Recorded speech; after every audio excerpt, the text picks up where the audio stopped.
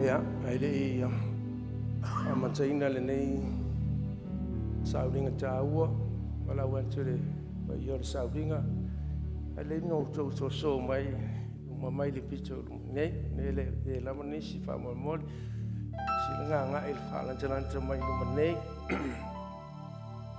ai le tapena mai fa nau, ai lua, ya mol mai foi le sa le tina, sto foi ona mata no ile le sauninga ma tanto da po ya toi le tua ile nei tai au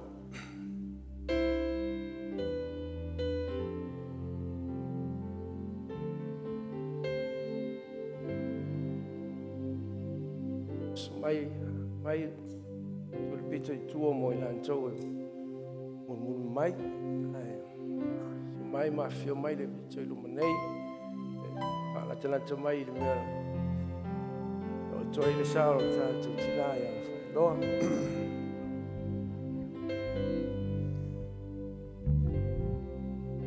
ya lela ta pena ya sa le tina se foi o ye moni mai lu nei no fuanga wa ta pena to ai ya ona tanto ta pena lo le amata ina le tanto sauninga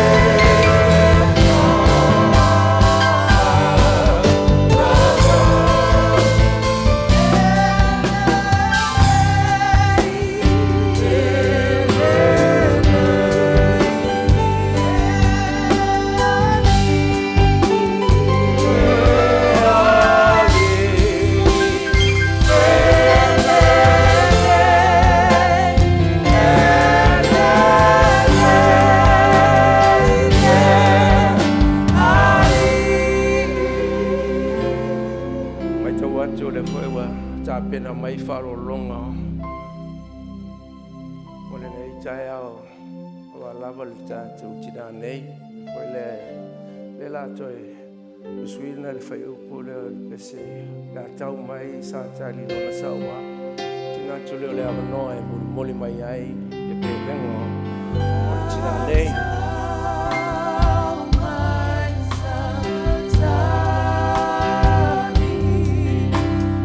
Faioloa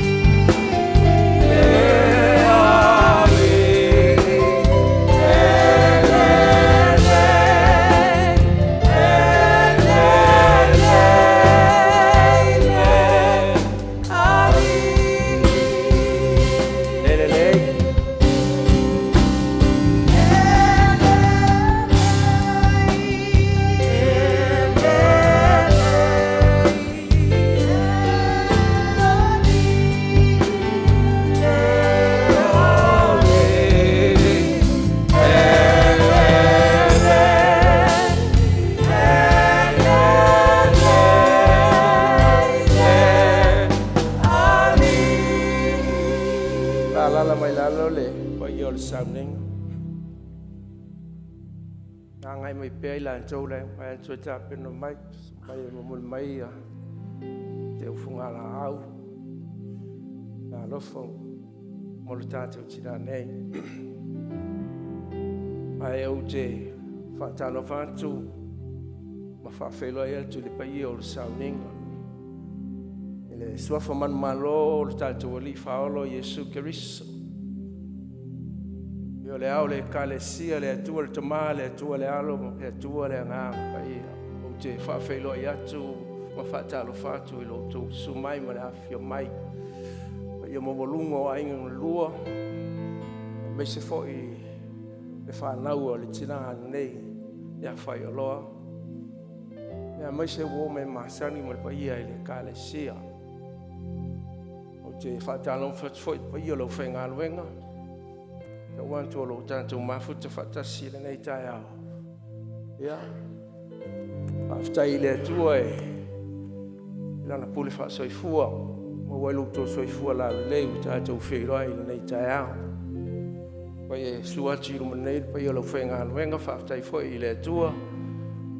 Lana puipuinga manana taiteinga. Ia le fo to ai tonu I fanua ma le kalesia le sunga te tai o le kalesia worship center. Elea o te whawhailoa ia tu I le nei tai au so man malo Yesu Keriso. Ia la me le ave sau pati e whaftai ai le atua e leo se malosio stangata e leo se le leio stangata o leo lofa tu no leo le atua. Ona ia mo moli mai ai luto soifua. Tātou whatsia I le nei tai au. Ai tari tonu, mo mariteimi tātou te tauni ai tātou te tāpena tātou te tāpua I atuai I le atua I le nei tai au. Tāpena I ai lo uanganga, wa o ia o le atua o le anganga lava ia. Eu lava I le wala au o le atua I le tina le nei a Faioloa Kurene. Au te tari tonu le nei tai au.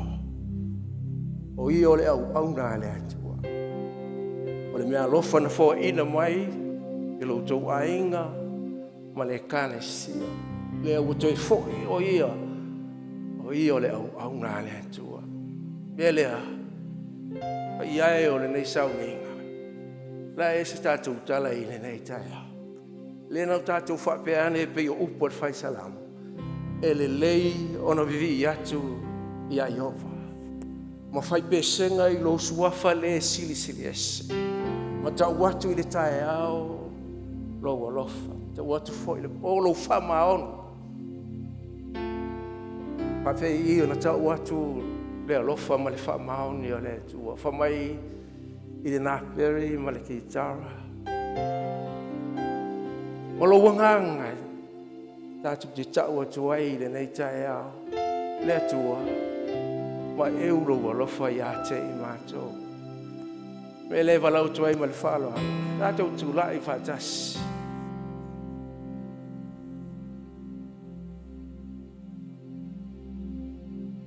Tungai.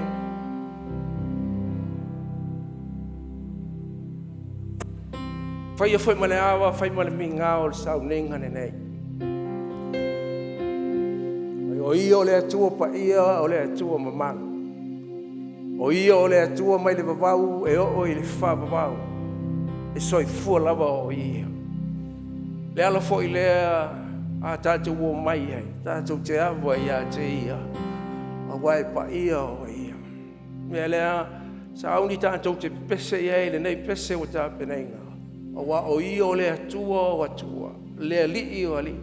Lord of Lords and King of Kings. Te tātou whawhengoa I a te ia I le nei tai au.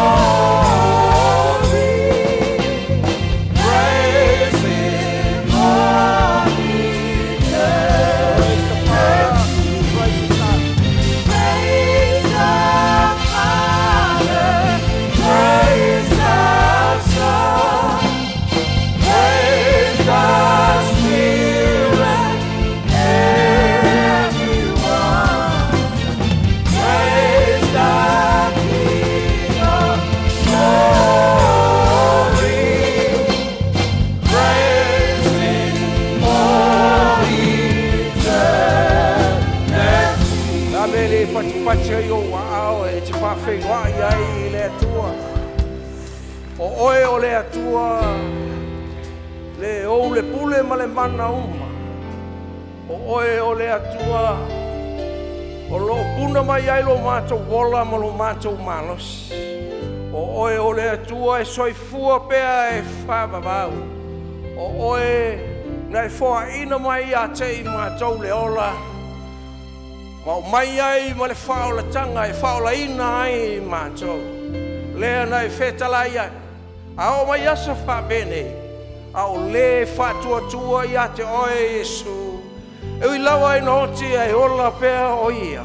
O tangata o la uma whoi e whatua tua i a te oe. E le oti lawa e o e whawawau. O oe lea lea tua e whawawau oe. O lo mātou whawawau lea o no le whaolatanga. Na e saunia mo i mātou. Le whawawau lea o e au watu i ai lea nganga o le mātou tina nei. Au o mātou o mai mātou te whatou whaatu i a te ia. Pe lawa o na mātou i loa e le ai se pō i le ola e whawawau. O le tae au fōu le nei i a te mātou. O na ua whoi atu lea nganga o le mātou tina ia Faioloa i a te oe. O le mātou taulanga pati lea e Faioloa ai. Rou roto lo toi. I te tonu o le sauninga le nei e ala i lo wanganga pa ia. Holy Spirit, thou art welcome. Tātou whawhenua ai lea nganga o le atua. E pa ia ai, ma mamangu ai le sauninga le nei. O langa whaunga lea e a tafi e sea ai. Loto whawau ma te whanoa noa, maroi mata malingi o le tangata. E se o fio mai ua e ala i le nganga. Wha ma whana ma whalo te tele i a te tātou. Sing it, Holy Spirit.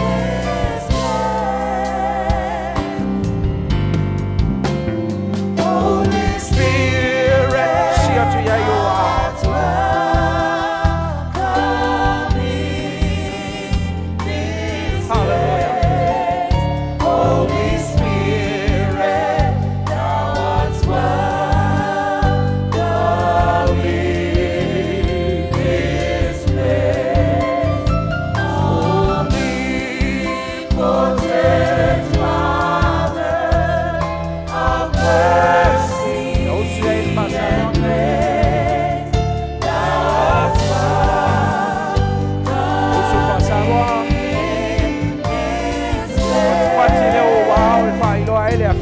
Nganga le tua le sauli.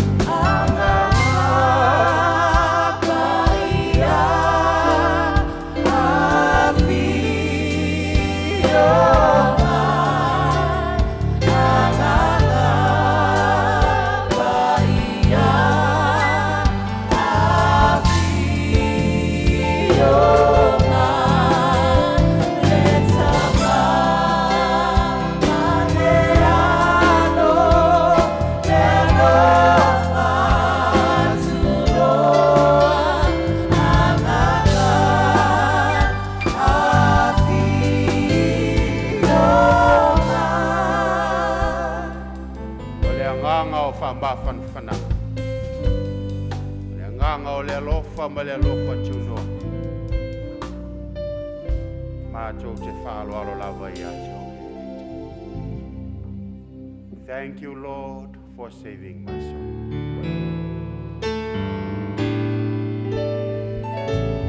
Thank you, Lord, for saving my soul.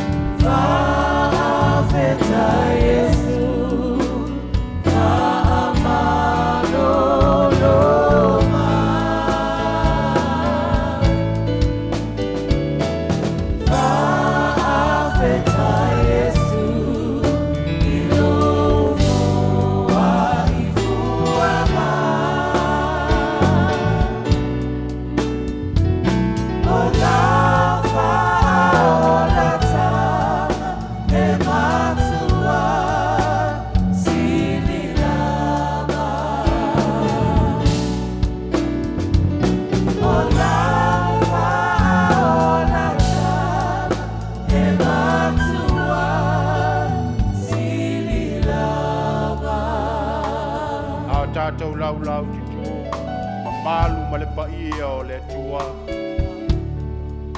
Watu le avanoa se e whawhetai atua ai. O i o le atua e pule au i mea malafu.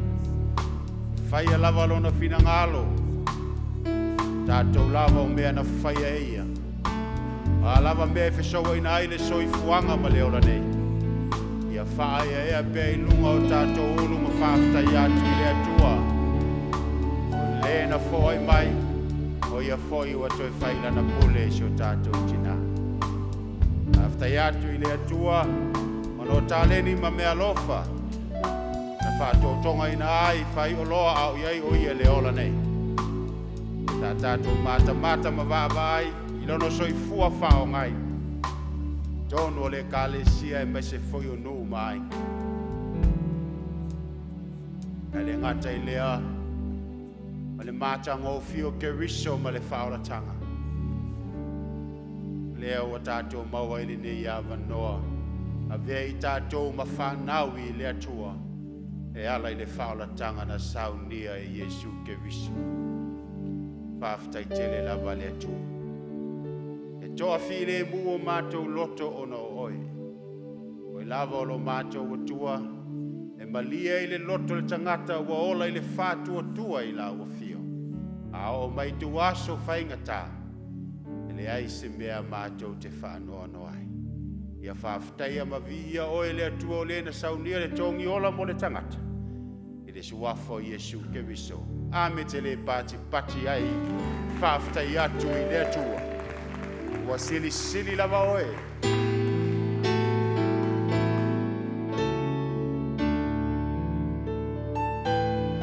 Wa sili lava oe. Ole fai tolanga sili le mawalu.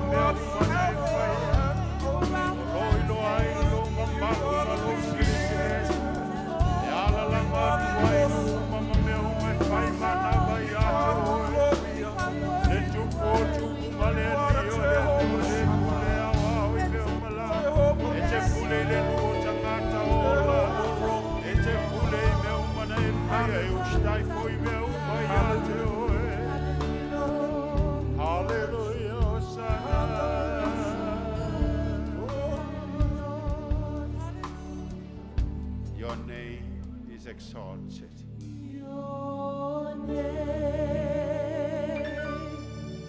is exalted in the heavens, exalted in the earth.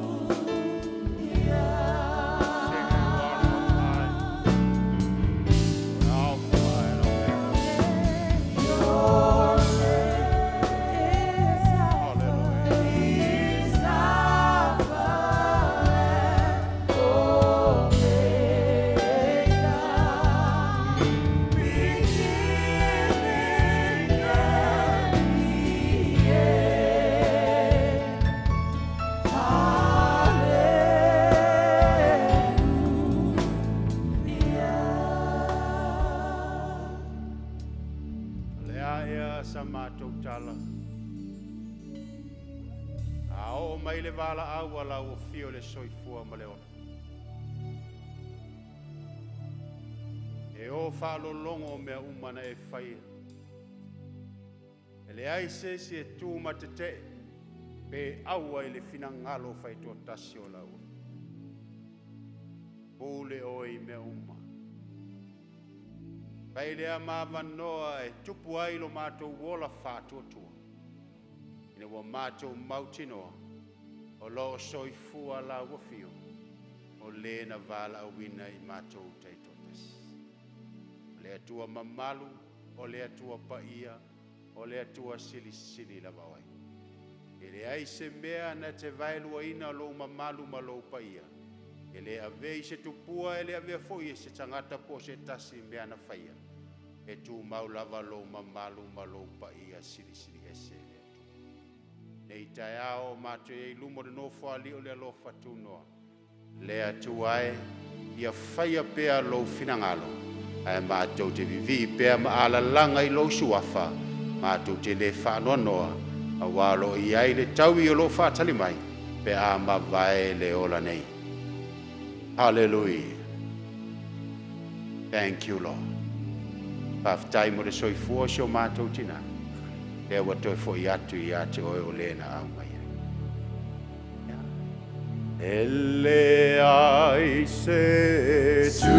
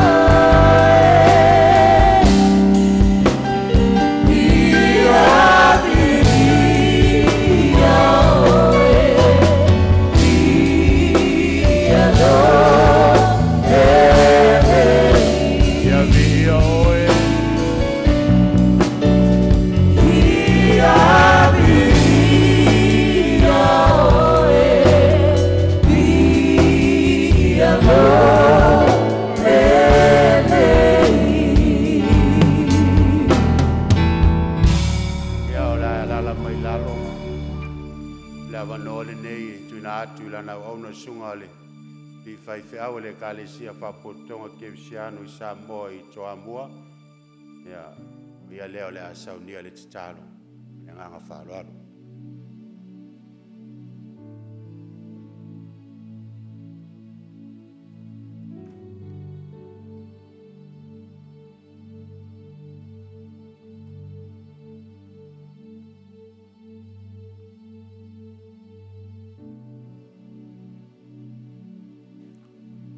Tātou talusanga, le talo le whaftai, pato i senga, a moli atua tātou mana o ilu mole atua, tātou i fo matalo i atua.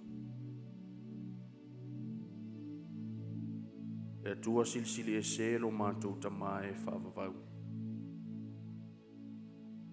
E atua lau fio le langi ma le lalolangi, o lunga ma lalo nei, e ifo matapua i ei tupu matangata nu umalava.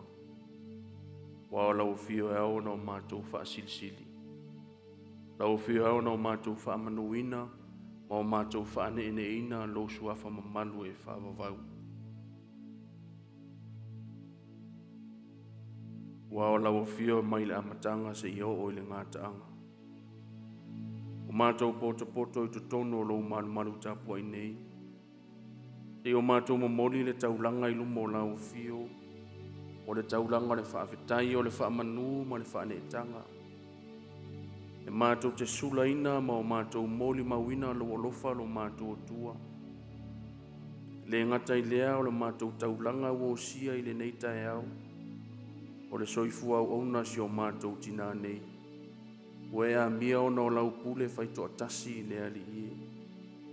O e lei lava se tasi e whailoto, e pule lava la o fio, e ona iea mātou pespesenga ma vivi inga i le neita e au, o le mātou taulanga pese, o le mātou mori maulea, e taulanga ola ma le soifua whao ngāsi o mātou tina nei. Mātou whaaftaia lo mātou tua, o aue a mia le to tasi, a e tu ua i mātou e to tele. Ia whaamanuina pea le suafa mamalu o la o fio e whaavavau. Mātou te talitonu lo mātou tua. Tele se sao tā ua o le neiti nai tu tonu le ainga, o le nuu e whaapea le atina ina o lau e ka le sia. I lona soifua whao ngā o lana tautua, ua whaileama, wha o mo I mātou. Le ngata I mātou nei, ai wha pēr alo ma whanau, na tupunga mai le nei tina lo mātou tua. Le ala le o mātou whaafetai ai la o fio lo mātou tua. Le soifua ngalue ma le soifua au na o le tinai ia Faioloa. Pi ia I pēr le suafa mamalu o la o fio. O e fo yo fai mamoli mau le nei aso e mātou te moli mauina, le nei wha moe moe tā ua. Ai maise, o le aso fia fia si o mātou tina, ia vi ia la o fio e whaavau. Mātou tālo whaaftai, lo nganga pa ia o le whaamolisi au sili lea mo I mātou. E tau tō ruai o mātou tangata I teimi mātou te langona ai le vai vai, teimi mātou te langona ai le maftia, o teimi e mātou te whaanoa no ai le ali e. Teimi pito sili o na e lata mai I mātou. E loto I lau fio o lua nganga e tau tō lua lo mātou vai vai. Maro mātou le ato toa le ali e. Mātou vi ia lau fio lo mātou tua. Tofi matiu te ese o anga vaa we. Wha o ngā ina, wha atamau ai ngā ina ai le soifua au na o tangata. Ina ia whai lea ma vi inga sidi o lau fio e whaavau. Mātou vi ia lau fio lo mātou tua. Iaua fio ngapa ia, mātou whaita wina. O lo au mai upo le ola. O upo e whaamalo si au o mātou tangata. E leo ina ai mātou e maise au tū la fono. E lima te ina ai la mātou fōlaunga. La mātou whaaftai sili. Taulanga na saunia lo wano pele o Yesu Keriso. O lona soifua anto tō uofa fua ina mai. A wale whaamanga lo ina o mātou angsala. Tu maula o fio le vi inga o le pule awa o malava. Nei maso o malava e o I le whaavavau lava. Le atua mi o tōnui. Tonu lava masaa o whaamasinonga o malava. Ao le inga ngana lava le tangata I se upo e tasi wa e loa na e sila fia o mātou mawhau whaunga. Mana tunga lilo I to tonu le tangata lava ia. O mata lava o maasiasi I mātou I lumo o lau fio. Mātou te tautino atua I mātou lava o tangata angsala. O I mātou ni tangata le ato o toa mātou whaatinonga I lumo o lau sila whanga. La leo mātou atua e o luma le ali ie le nganga ma le loto maulalo. Alo whangia le whaasifonga lau whaapotopotonga nei. Whaamangalo I mātou. Whaamangalo fo isi o mātou tina nei. Niona se ma niona a leu tu tonu o le mafutanga, tonu le aingo le nuu malau e ka le sia. Ele ato toa se tautua ma se au unanga le ali e. Au o mātou momoli le taulanga I lumo o lau fio. Whaamangalo lo mātou tina. Whaamangalo fo I mātou. Yo mātou vai vainga fo I le mātou vano no fo ai ma le mātou mafutanga ma se o mātou tina nei. Alo whangia whaamangalo taito tasi mātou. Le toto pa ia o Yesu Keriso. O le na maliulungo le santauro. Ina ia whaamama maui mangalo ai mātou. Ale le toto pa ia o Yesu Keriso lo mātou li I ma le whaola. Awa o mai pēla o fio ia I mātou ina ia o mātou loa. Una sara mō whaamaoni fuli tua I le leanga. A ia loto I lau fio ma lau finangalo. Mātou titalo ia ia o whaamanuanga I lungo lau whaapotopotonga nei. Whaamanuia ia o ona whaifi au. Lo fea ngai male. Tala ina o lau finangalo I tutonu le nei e ka le sia. Mō pēlo la loto titele ma le malosi. Tumu ato o tō mai lau fio. Awale lima taita ina o lau la fuma moe. Mātou titalo lo mātou tua tafi mala fo I le whainga mangalanga. Whainga malanga si o mātou tina nei. Mau pēso na nofo ngā mau I le langi. Le mea o lo tausini o I lau kerisiano I le nei lalo langi lo mātou tua. Mātou titalo le ali e tā penanga uma. Toe sauninga si o mātou tina. Anga le leila o fio. Wha mawhanawhana lo nganga I lungo le ne e ka le sia. Wha mawhanawhana lo nganga. I alo ma whanau a inga na lua. Ua lava peo na e whetalai. Amu ia e whaanoa noa. A wae wha mawhanawhana ina I lātou. E wha mawhanawhananga sili mai lau fio. E maua I pei mātou le loto te tele. Maua I pei mātou le mālosi. Ina o mātou whaatua moni I lau fio e whaavavau. Teimi fo I ta ape I mātou lo mātou tua. Mai se o tā penanga ma wha moe ngā uma. O le aso fia se o mātou tina. I iai le anga le lei o lau fio o lo mātou tua. Tau tō lua ma wha alua lua nganga pa ia i mātou. E manuia ia mātou tāpenanga uma. Se te mi foi o mātou wha alongolongo. La aunga lau fio e ala i lau o una whiriwhiria. Te tala la mātou wha alongo. E se alo fina ngalo fola fola mai mo i mātou. Le nāla mātou te talo wha atasi ma te talo i le loto le tangata la vaia. Whaia pe i ailo fina ngalo. E aua o mātou loto. Yesu ke wiso wala tuaila mātou te talo. Amen.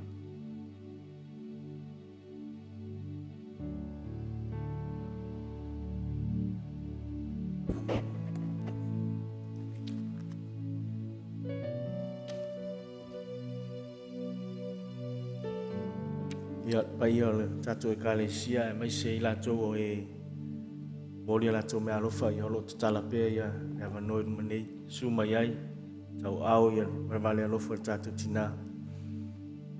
Ai o le faitauina nei o le afionga pai ia le atua. O le tusi mua mua e a maua mai le tusi a Roma ron tau po e 5 pai po suma le 2, suma le 3, suma 4, suma 5.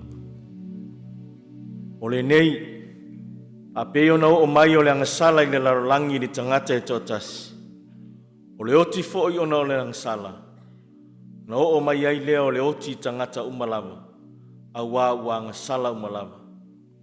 A wa sai le larolangi le angasala. Wa o i ona po le tulafono. Ai le tau salaina pe ale ai se tulafono. E taina malo le oti. Talu ya a tamu e o ya mose. O lava ye na le ang sala e pe o le soltula fono a tamu. O le fatusa ia o le a maliu mai. Ai le pe o le ang sala le mea fua i fua ina mai. A wa a fai uoti le to tele i le ang sala le to tasi. E fa siri lava i le to tele le alofa tu no le atua. Ma le mea e fua ina mai i le alofa tu no. O le tangata e to tasi. O Yesu Keriso lea. Tusilo na lua, a maua mai le lua Timoteo, mta upo e wha, alfa upo e fitu, malfa upo e valu, pai tawina wha pēha. Wa au tau le tau o le lei, wa iu ia te au le tau sinionga, wa au tau ufi i le upo le whātua tua. O le nei, wa te wina mo au, o le pale o le ami o tonu. E fo ina mai ia te au i lea lava aso lea lii le whamasino a mio tonu. E lea ngata fo ia te au. Au i lato umalava o e fia i lona whaali mai. Tusi mulimuli, tusi a Ioane, rom tau pesutas. Luas humale 5, ma luas humale 1, faitawina. O fetalai atu Yesu ia te ia. Wa unei o le toi tu male ola. O le whātua mai a te au. E ui lava ina oti, a e ola lava ia. O tangata ola uma o e whātua mai a te au. E le e oti lava e o i le whaavavau. O ue e taritonu mai ea i le nāmea. Ia whamanuia le atua, o whapa ia, e ala le whaitawina la nā fionga pa ia, nei se i o i le whaavavau.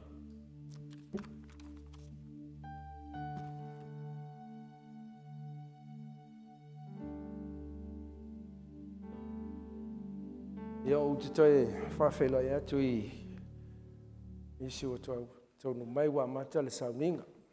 Whawhela ia tu i lo tu wafi mai mso mai nei tae au. Ai whai o e tau o ina le pokalame o le sauninga nei. Le o mai le vaenga nei o le sauninga o tātou muli mau. Me le ia o le ala tuinatu le avanole nei. Whanga solo mai ei muli mau e peona i lungo le tātou pokalame. O le wai lava uta pena e Apia no faila no mori mau ia na mai su mai nei le e ia le la le fo ia le mai ke lunga ia e fa nga e fa pe no fa ia tu ilo mun mau ia o le fa si slanga lea le solo le per tato po kalame ia le la la fo tu to la sa mia mun mau o le tina nei.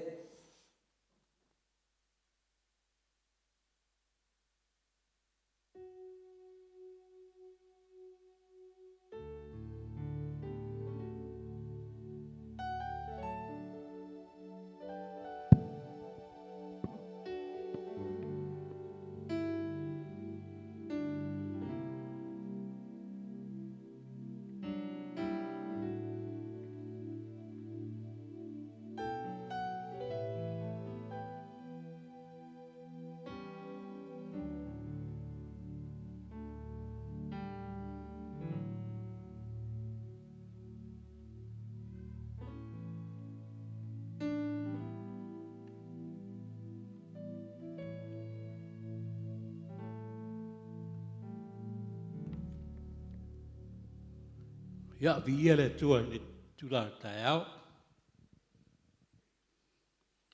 Wa o ia lava ele o holo toifua. Nei e o a whawawau. Ia ali a mataina la o moli mau o le ainga. Whaftai tele pa i o ainga lua. Po o ainga fo o. Po sawa noe. Whai e ia uma sui o ainga. He moli eise, moli atuai se moli mau. Tu sa male. Tina nei. Ia a ere i. Whiala o moli mau. Ia lo ngoa o. Ta muwa ngafa. Melisia. Paulo Saulo Kurene. Ia o le.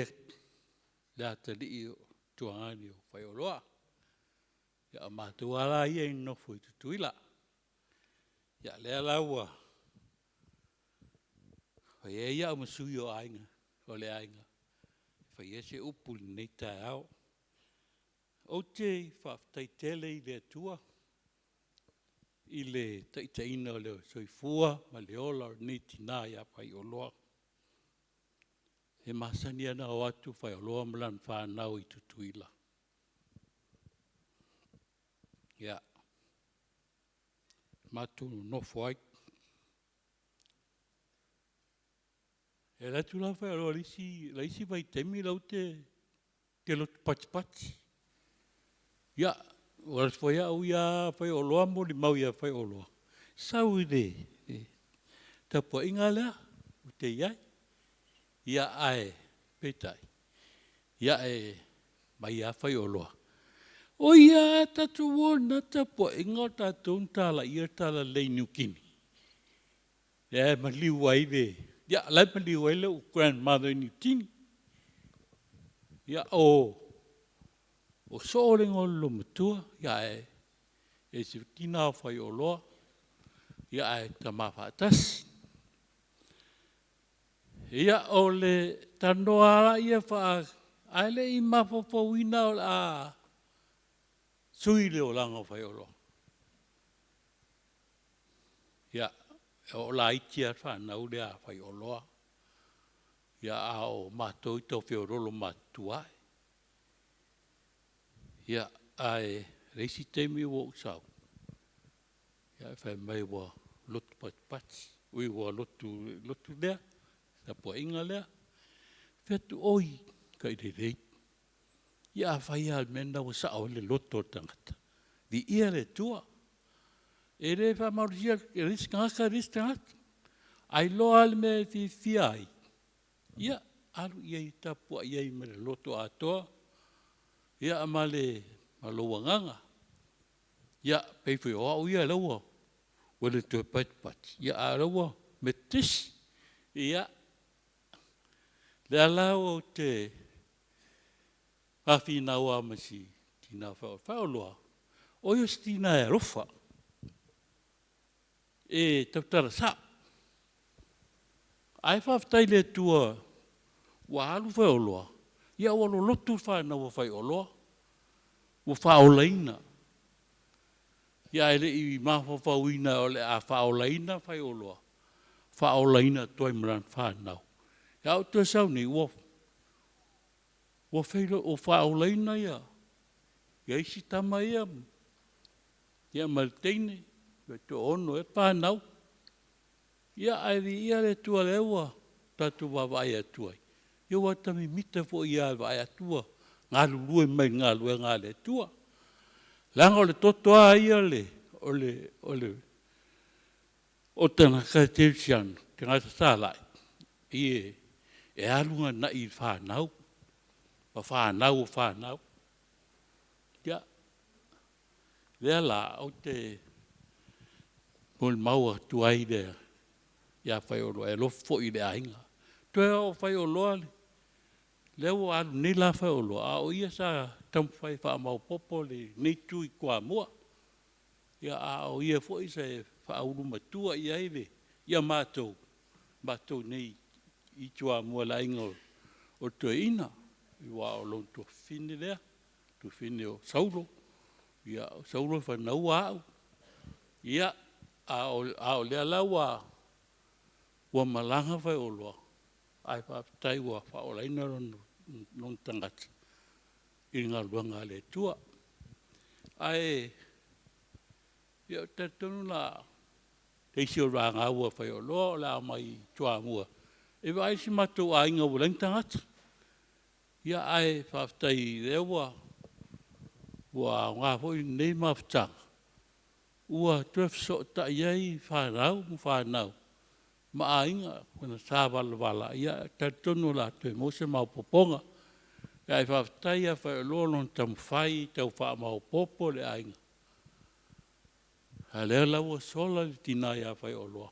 Ia a lea ua mau ai mātou ia le mawhtanga mawhana. Ia o mātou tangata. E wana si ese tapo inga. Ia e pūna tangata ia me i le tua. Ia mali me Sao Loto Island mawhtanga ma le tua. Wa e iei le asu. Iei le asu e wala awa i le tua ia te oe. Iei fo le asu pen fai mertus pa ia.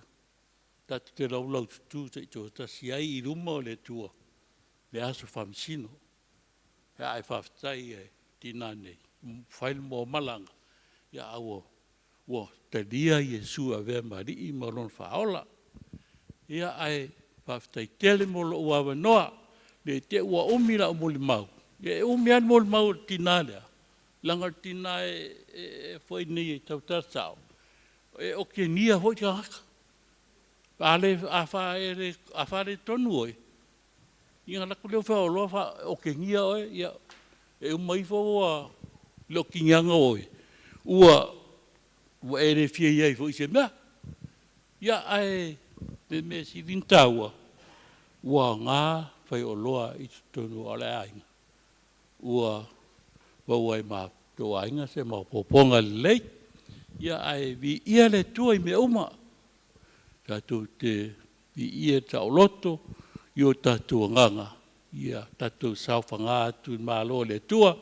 O lo sau nia mo tātou e tari tonu whaatu tua i le tua i le anganga ma whamaoni. Ia ora tano atu le si neibon mau pupu i le lo tangata. I le nei tu rā tae au, ia manuia sauninga, manuia taitai, manuia o tō lau whainga luanga le tua. Ia rofa le tua ia wa i pean marosi ma leola. A wale tau tua ina le upua le tua. Moni anganga ia whaola ina. O le tua moron fingalo, ia tere sui inga al swafo Yesu. Nei e o el whaavau lava. Amene, kaftai.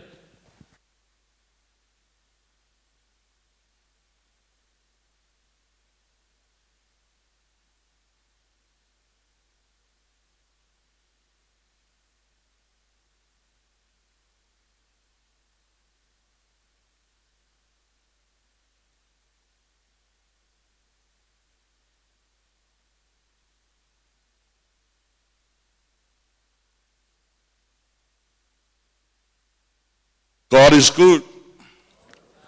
All the time. Walau atu lau whanau e o mairu manei, sei whaailoa atu o tau le paia ma le mamalu al tātou ainga. A tau whetau i atu numa maama awe e se tai se folu tā la mo la tau.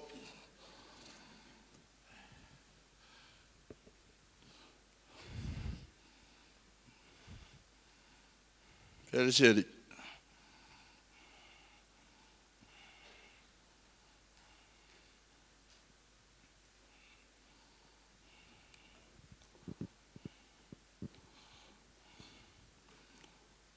Ia tali tonu o lea tauto ia wha mai neo tai le loto o tau pa ia masā ma whai ngā Samoa o poto le nei aso.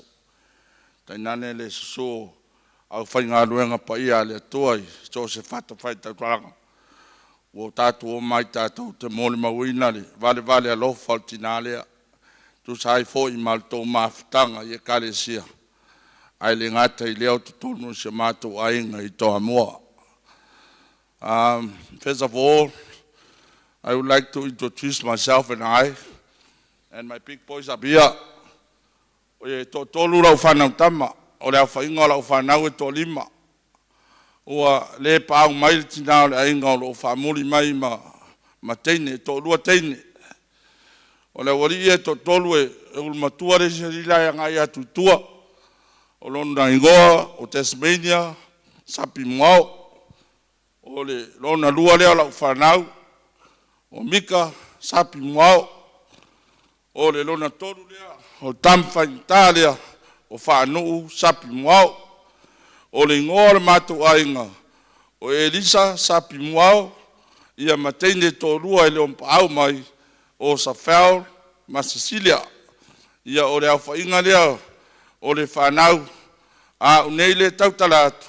O lo ingoa, o tā whea maali, sapi, sai, praski. My dad is a half German.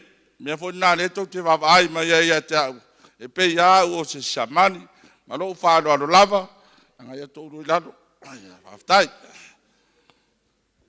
Se whai se mōni mau. Mā mawhtanga ma lo tina. O au o le ui i ale whanau o lo matua lea i tama. Ua maliu lo mātou tua whine. Ia ai toi whoa i e lea tua le isio mātou tua whine. E ala lea nganga pa ia. Na ia toi whoa i ai Grace. Ia vea mo mātou tua whine. Ia e tō whai mātou. E matua le sunga le whawhingainga ia mutpola. Ia o le uso ia vanga nā. Ia ma le uso ia Mika. Ia mau le tau talatu. O le peipi poe lea le lomatua ma. O le pele fo ia le lomatua. E le mama ftanga ma lo tina. E le anga lava le tina e whaitama. E oro wolanga yaso ia o au fo i o le mamo ia uri a nei a inga. O te o nā tu lava i vaitele se tu lou le manu nei. E tau i o le mato nui toa mua.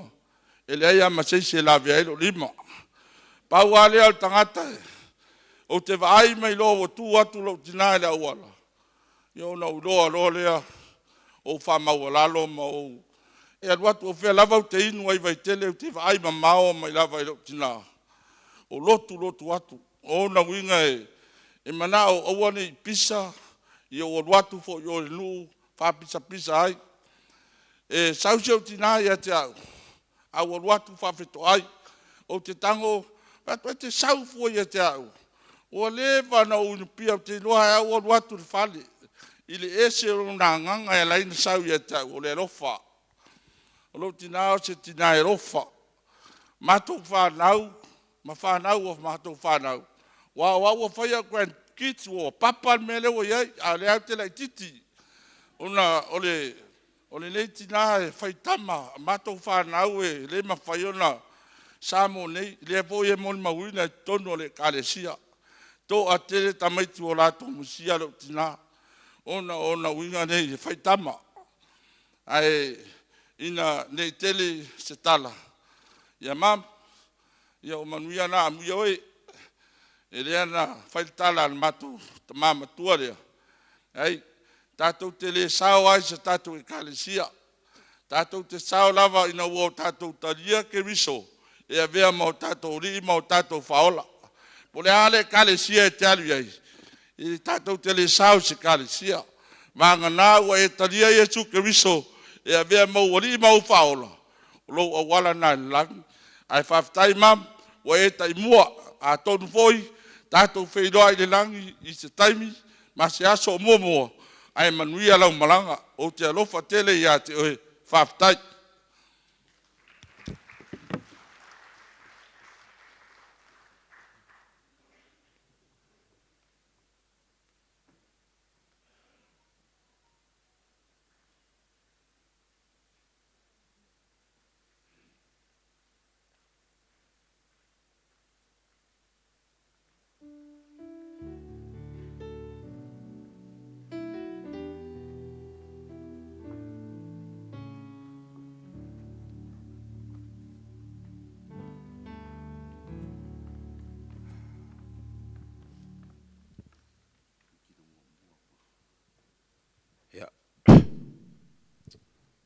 Talo fatu le nei tai au.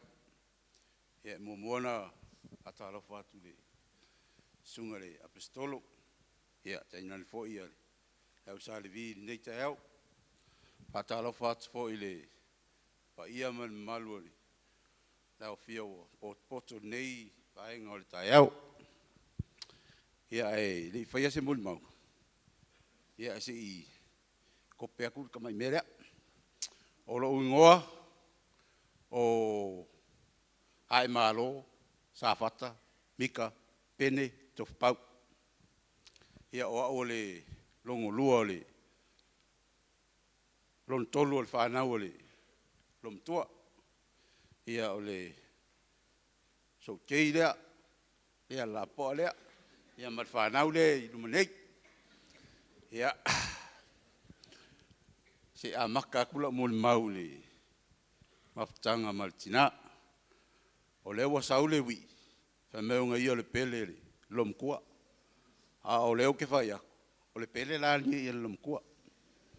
Ia mua aku la winga sau wa lom kua. Ia ngā muli aku lei. I le me ala inga pele le lom kua. Aso ia ula kiki. Sa kuli ia o le lom kua e kaele la pis se I tulou. Ia whamai a umana taele la pis. O na e alu le ki sa ungi le aonga. Ia o lakula. Kaele la pis. Oso mai a ule fia aonga. E vai me loma tua. La tai whare wal. A leo ke o I sainga le I eri whare aonga. O fiu loma tua e whongo mai au. A le hao ke whaakua ma piki la pis. Sole. O uke ia le sa walo mkua. O uke aku whapeaso. Ai palo le ala I me le wa. Pa fula ioi. O walo le la ko yuka ma ko fale yuka I kwamua. Ia ule a onga. Ia uwinga sa wanga lo mkua. E sa wa. E alofa a sa wa. Ia ole meo ke whaia kua ole pele lo mkua. Kele o kupe silo makua. O ke whanga. Ia ma mongo aku e ke au. Ai le koe kongia. E mawalo le pension e lo makua. E kau ma whai ale lo makua. Wa le wasau ngingo fo ia. Ia mulpola ma le faltua I vaikele. E kau ma whai e punga aku le taxi. E alua koe mongo aku singa lua se funu maa. Awa o ke whangoka. Le kele au kupe. Ai la foi koe vaku ia lau kupe. Lea ngā leu ke whai aku. O le pele lo makua. Li uso. Ioi. Ia tina. Ia. O matua lo whaanga ngā. Ia maua pēa so no whaanga tu mau li langi. Ia pupu wala mun mau. Ai se kam whai aku mako pese rea. Ia au alo whakua isi o mako tinga ngei. Ia ka mai piango. Isi piango. So mai kompe a. Karo.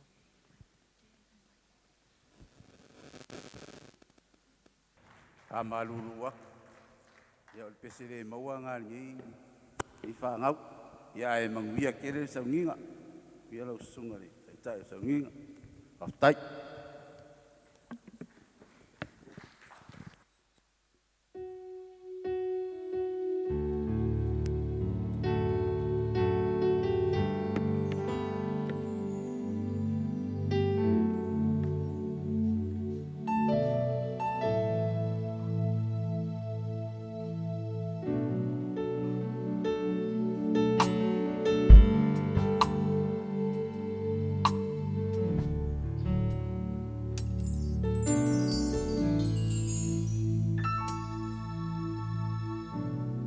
Ia, whātulou le, manumal pa ia le, potpatonga nei tai au.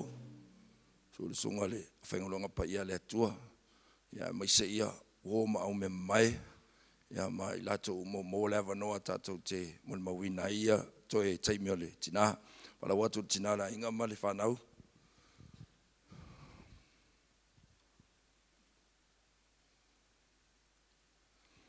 Ia. Waso whapene, ia. A mon mauai. Ia au o mon mauana ia lona o langa. o le tala le tusi pa ia sili le aso e oti e tangata lo le aso na whanau mai ai. Ia aina whanau mai pena o la uam, profesa a le la ua mali ola sto tele tangata uo mai. O le vi ingana e ave le atua. Pe hau fo te me vala au mai le atua ia te o e tatonu fo e toa tele fo inisi o mai ito iau to e taimi po tatu to e taimi. Ia mo le silafia, ia o hao nei o le tamatau matua e inunga. O le avo e fai mai o le sile pele, ia se iu mai me peto va to mon mawina po ia mato e pele. Wale le sa foi grace pele ha. Ia o tinalo le ainga. O le matua lea na nuola. O le so atuaia. Le skamala le ko so me o TJ lea ona lua, on tolu, on fa, on lima, to lima fanau. Ia sa fa solo I mātou le tau singal to o le tina na wawai sa no for tinai le uso lai titi malanga I fafo sa o tina no foi le uso lona lua ai fai uina ua o atu lomatua ua matou mafuta ia o te le loa la uia se famtalanga I te mina mafuta I lomatua ma le uso lai titi ma le uso lona lua ia e fai uina ua watu matou nofo. E taunu watu loma tua men matou te nofo ai. E sel tapua inga sa matou tapua ai. E peo na maua I famtalanga. E pule al tamal loma tua I me fialo tapua ai. E sa uloto I lona nganga. E watu la loma tua. Ia o lai mate lotu le sifo I lotu. Ai watu matou nofo fale tasi. Tasi tau sanga. E momoli mai loma tua I le worship center. Ia e momoli matou e matou lotu o se me matua I le fetau ia o le tele o me le fetau a on tu ol matou lotu le afa suta si e fata tali mai le afa sulua tu o lotu o lea ia ona ia le o se manatu sili e ian matou o sta poinga tas au tele uloa o lo tatalo lo matua lea ia matou o mai nei me le tapua ai ona longona rolea longo atu tinala inga mal fanau o le a sui le me matu te tapua ai. Ia longona le whanau noa o na maftanga ma le kalesia wa mawai foi tofi. Ia e ona lu stai le tina na mafuai na liu mai mau mai nei tapua ai. Ai tala le titi al tina. E ei winga ia e lua pe ta ua e sa wa lofa. Faioloa anai foa ia lunga le ulu. O matulaiti. Se furu au tau sanga, ai o tin matou tama, ai sauna matou tinama mai matou no fuali. O lo tama ole no fuali, o lo tinal toa mua.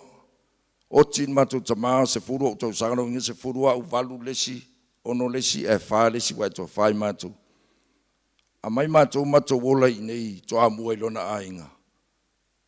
Au matou la itia, ona matou wola fatasi ele toa mua. O lesi la pitol tama, o tama no fuali matou au le sipito ia na ola ato I nei toa mua le ala lampapa au mai sulu le ainga toa mua o le whamatalanga lo tina o lona tamau kurene na avel tala le Papua New Guinea na oe avel tala inga I Papua New Guinea le sifaltama ma le sifaltama ma le fatama muli la le ilo tina le maua mai I matou o le telo fita ma whainga tau le o langa al matou ainga. Ai o lo mau ai le tua. Ma o lo au tile le mafuanga.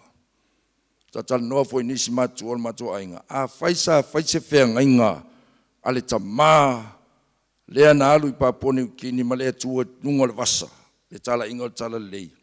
E mafua lana manuia isi tupulanga ma isi tupulanga ye lalo mai. Ono se whenga inga na o sia el tamalia na alue ave tala le Papua New Guinea. O langona voi lana au mailo e whai mea ia taunga luenga le atua a walava ni whatanga whaia. Aisea, a wala ena mafua na manuia o nor tatalu. O mai foi lala tinalia mon maua manu o le maua le taimi. E sasa ele tinalia tamiti umwa le kalesia. Ona na sasa fo ye e tina le matou e kalesia I matou tamaiti o le matou ainga tamaiti pitou lava vale e tono toa mua e sasa e lalo matua fapitora na ngaluenga o le sasa tamaiti Ina ua matu o mai foi lai lotu nei. O nga ruanga la lea tina sa fai. Ta sasa umata matia wana ipisa pe a fai le lotu. O le ta whamatala atu o le tā ua o le atu o le olango tangata. Lea lai ta ita ina umamai. Mata ma whailoa e o umai le leina le tasi. Ai o le mauna.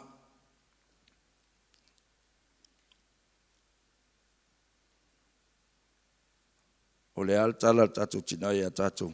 Tau tuana le atua. Tau tuana lana ngā luenga. E loa, pa wale o taimi e, matu e vai atua ia te oe. Ia a o isi taimi luma atu, ia la tatu wheloa i lunga e lang. E mea lo, tau sini o mai ila o ke visiano, whaftai. Uela na kapesi.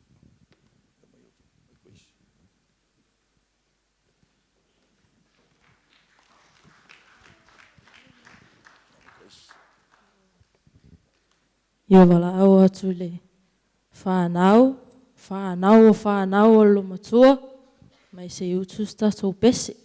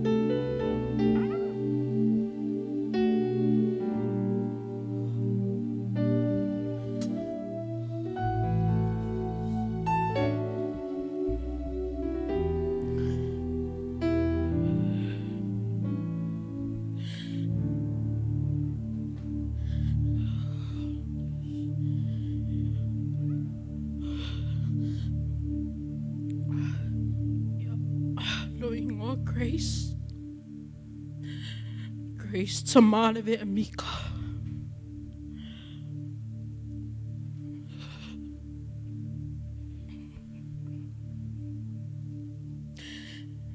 Ere I whaila moni mau. Whaftai lea tuona oe tina Faioloa Kurene. Vi ia lea tuona oe se tina alofa.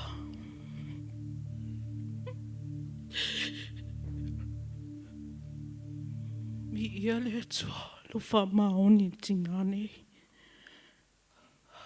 Munga perevi inga e tuhi tama.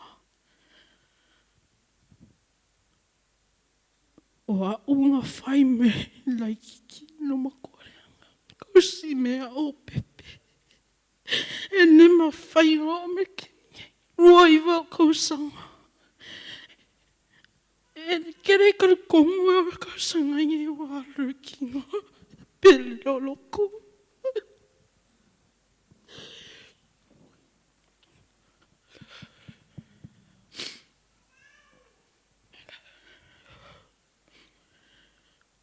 Kele mea ngā wa omiki ngā le whairoa iau. Mako a ingo. She always fe o le mea lofa ki ngā i o le lofa. Lua kolo kausanga. Mai lo lai kiki. Sasa ulo maku. Sasa whawhia. Kere give up. Choe se miki aloi. Never give up. Kere nikai o ke pea whasi whawhia ulo maku. I ngaire se mea whasia. Ale whasia le ulo maku au mangi ai. O whaila o promise luma kua a koro lua whawhai so ko lua ke mga e ia whai ia mangwia lo ko lua malo a inga malo whangau ia ui. Ronga ngau ia wa ai e ka ngaka le alofa o Faioloa. O Faioloa le wi ia whangau. E ke ngofa ama su e ma history o lo ki ngā. Whemeranga ka māku lengi. Whawhal kama. E whe melo ki ngā. O ki whia mama lama. O ki whia ki so ma whaarong longu. Kala māku e maui e ro langa kupulanga la vau. E whe melo ki ngā. O ngā ia e wi I whangau. O le whaipoiponga muli a lea. A le whai poi poi le mawhainga whauau ngā ruenga kurene. E whakua lokinga o ke mga oe e whauau lai mākou. Wa o whaila lea ngā misio ngale. O ke mga oe ngau. O le mawhainga walu e Awherika. Pe mea loka mai atimu. O sa e era kaimere ri. Whauau lau kau sila makua lea e mai I mere ri mauia. Whemeri le mātai o ngā korkoro. Wa isa ili mo mole ma lo le tu mo na mi ato. Mai male manguia. O sa ia. Kele ministry ngama ko mo o sister mo brother DJ na ngolo o sa o ngofo. Fe me lo kinga. La me wele ko yalu. O sa fe me yalu. Alu me ai manguia o ko anga yalu. Fe ko ele ai. Lola o ngofo kausi pe fa wa kausi. O ai ko e ma. E se mo wele alu I training ma me e fa mam de ai. E ko e maua. Ere ko e maua e ko e maua se kinga. Fa kai ale li kinga as ivom timo e me se o ko uma fanga uma Faioloa. Ko singa kinga ngi. Se kinga lofa. O se fa ku me mako. Au le pisa, au le a, o sa, e au sa, fai me whakuanga le leia mākou, mai lo lai kiki, e ngā loku ka iki e whakasa kua mua, e alu makoso lo lima, alu ave o le me alu luma kuaria, e alu makoso au, ki a kongolo I le worship center, fai singa leva pe wa luas fukor pe lusu wha kau sanga karunga, ki a kongo Faioloa Kurene worship center. Mua whaola inga Timoteo. Loku pārangi ma loku mua lo kama. I oe maka whelenga whai loku pārangi ia ni wain. E whawhakaileli o walualua. Wa whaola inga Faioloa ngā whamakana mea. O sa whe mei ia timoanga ia. E ngofuanga ia e ia le kaimea le ri. Ara kope ko ala lo mani mau. Whinga ka kele mawhukanga mani ki ngāre soti. E sika so olo sikele whanga o lo makuare e sa kongo le loku kongo ki a kongo o e sa fe melo makua a sa se kanka fo ki fonga le you share smile ki aka a sa se si whaka alofa ye se mea me ke o lo makuare le ka ngalo lo mawhau mo lo loko me ke o ai o sa malo sai fua ta alofa Mami, ke māsingi kākala, e whi Faioloa le, ai, ia, o kāwara, ia kip, e ke lo, o vāenga ia whangonga o lomakua, nga whasi wei lako, aulo ka whinga, ka hawhira sanga, ka kanyi, ku roua, le mamanumura pa ia, sasa sa pelu, la au malo, sasa lo pākua, ngau lomakua ia manguia lo o langa, ai, Jasmina, Mika, mākou, ngā whai mala aiki, whai whakasi mākou, e whatever ki a kongo ki ngāre mai, ma ngā o ana makua, kusa kele me ngā learn me lo makua re ia mako a inga. Ia ma ngā o lo makua, I confirm a inga kurene, ngā o lo makua ia whaola inga ma mako a inga, e vi ia e le tua, kusa kangi mākou, ma unge whakawa, misia ma whakanga. Mam, vi ia re ri, we maua le langi ne ola I whawak, vi ia re ri, tu maupele vinga le ri, ia kua koe Jasmina, ia.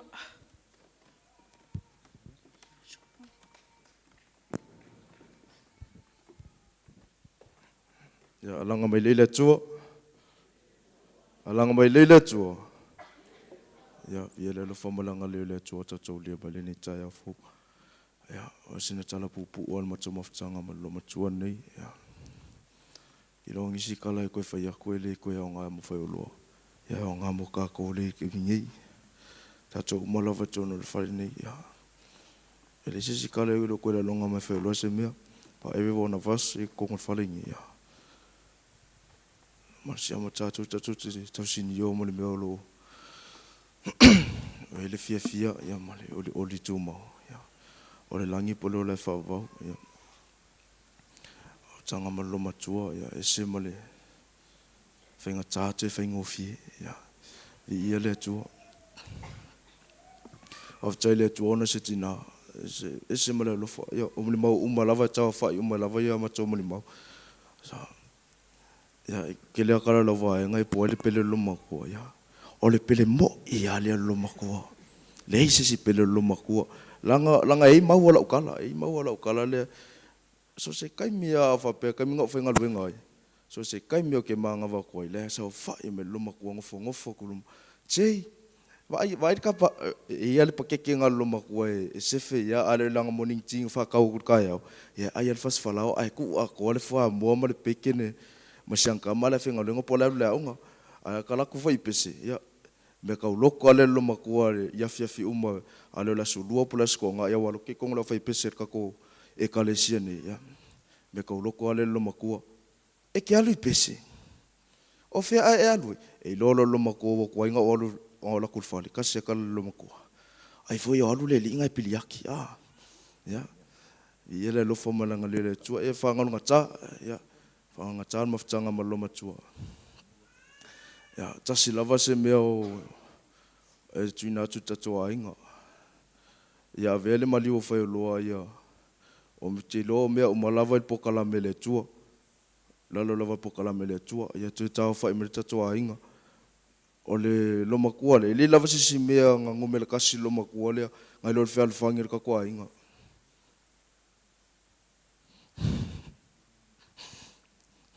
ia ka ko fe alfangi ka ko malava tatoa inga ia kere fia kangi umi mga wale moni mau ya ole lasi mianga ki fia ku ka ko ya lo makua le ya lo mau ki ngore lang o ka ko fia fa ka ko umola fa nga lo makua le it doesn't mean have to be blood related le lo umale ka le sira ko akele fa nga lo makua le ko le ka le sira le tai de tona stina ya ni umina wa viele lo fore tua ona sofa Yesu amen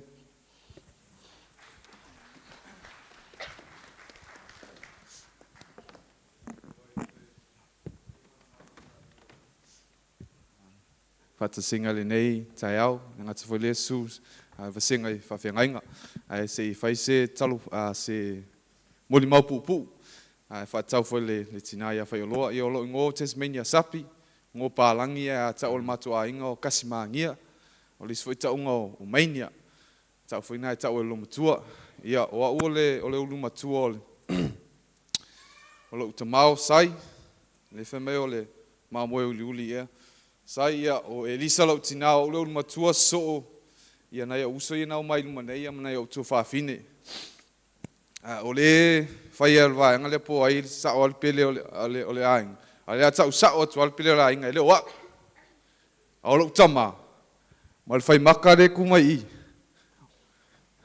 o pele le al lumtua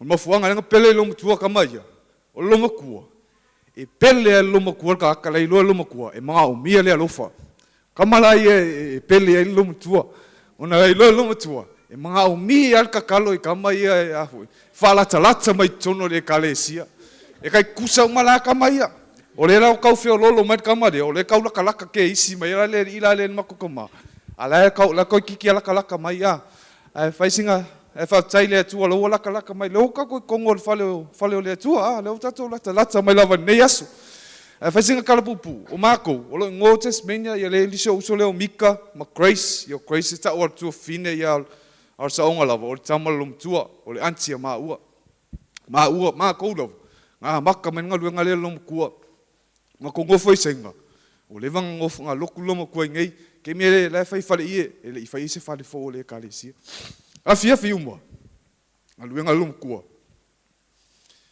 maka le ukulele kal pese lom kua pese remix o lom kua le ona le remix le family se ie o ona o lom kua le ona le me ka remix kal ukulele ese a pese o faki af ka lom kua e kasi ale faki kasi ki ka o mai pese ia afia uma fai le fai ka nga kuspaia ka kalo lolo makua kou sila fia foi la kalo loma kua. A kalo loma kua. Uma e kalo. Ia ua moe lau fai pese loma kua.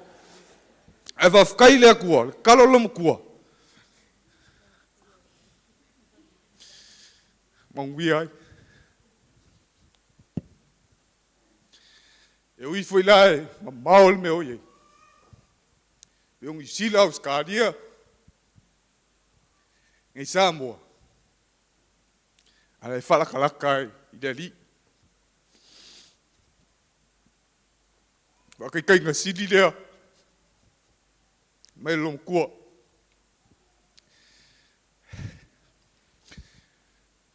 Le kai mōs whela whangi. Mōs whiwhia mōngi. Pēli whalakalaka i le li. Whemeli a kopo e wha. Whai pue walu. Mea lea kopo e wha. Whai pue walu. Ia ko whalakalaka kua. Whalakalaka mai leo. Whalakalaka mai leo le li. Ka kou. Tai tina lea. Whiarawa melo oai. Ala oi lol me whai. Mai lava lights. Le lava se manuia. Whai mea e pe ke le kupe o i New Zealand. Australia, Amerika. E ke le foi kupe ngai Samoa. E ako whalakalaka i le li. E maua al manguia mo. La unga lea lom kua lea. Kako uma. Whalakalaka i le li. Ia se ki usok se pesa remix. E le la kalaka le mako remix lo makua. A le la whalakalaka kua i pea la le mako pese lea. Ia se kam whai aku i pe senga lo makua e masenga ususu e fia ianga ia. E ka lava ia fia fiuma. Tai lava. Praise the Lord. A ole i usua mato pese. Ia ele nga o mako whanga o la alo makua. O la o kia Yosua. O mai noi. O mai lunga. Kisa. Mary. Whanga o maalua. Mai o mai lunga. Ka kou uma whanga o lo makua.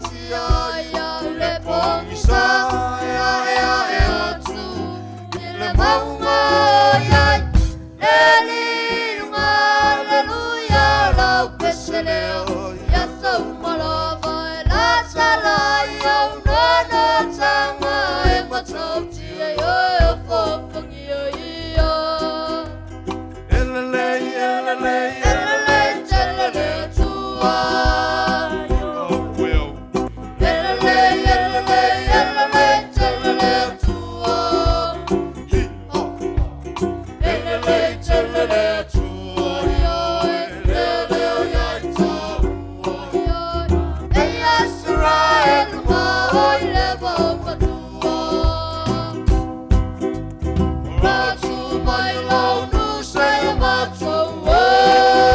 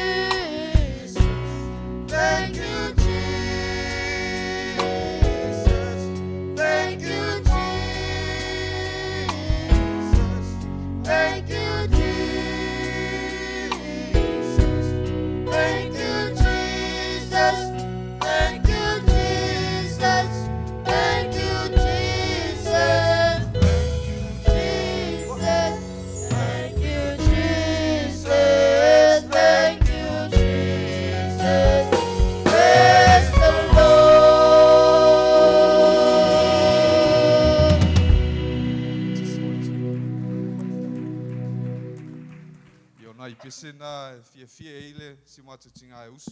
Ia lo whalongo, pe umole ile o saile la wha ua nga luenga leo le usu o pese remix ia. O e la auna i pese iari sai. Aera te tau whai atu mato pese muli lea, ia te moli atu ai ia. No whaanga lea ia, si o mato tina. Upol pese, draw me nearer. Pita ua, tatou whala talata, ia Iova.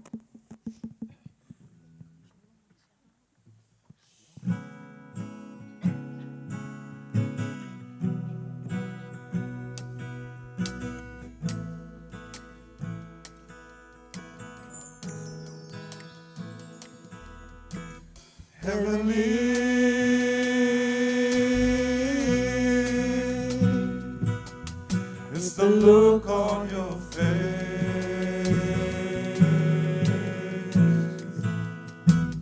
Holy,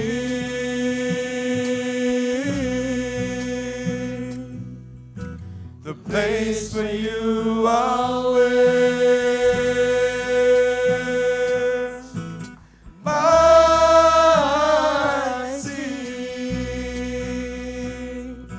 All the plans you have in store, 'cause I want to be, Lord, in your sanctuary.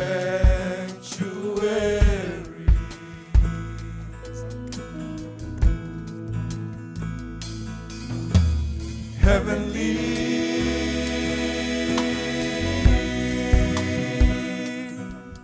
it's the look on your face.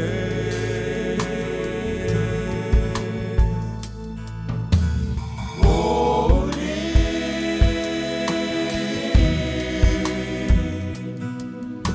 the place where you are with. My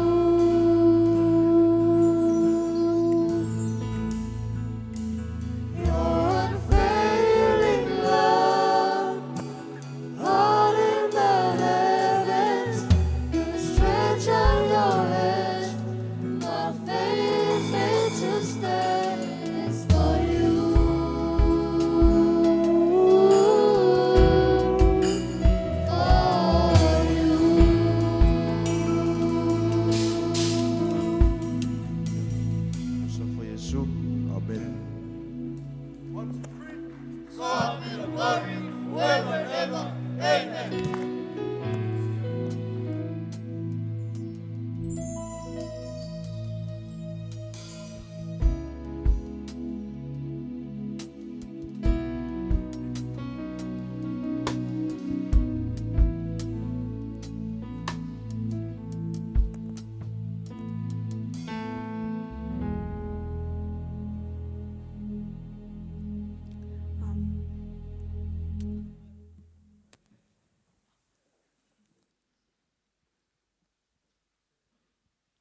Nó sẽ mấy cái yêu sao nhỉ? Ala ngai tanto che lima che ingal sao ni ngal po kalame fa mon ngai chonol po kalame le video presentation ala ai. Male video presentation le yon so mai lola ye mol mawale kale sia ngai fa malu ruo joy elem fai la vono sona fai se mi astangante mol po kalame le Mangawa batu se fa man mo fa fonga le mai mele awa tape na mai le video presentation le ona tu mai le ilunga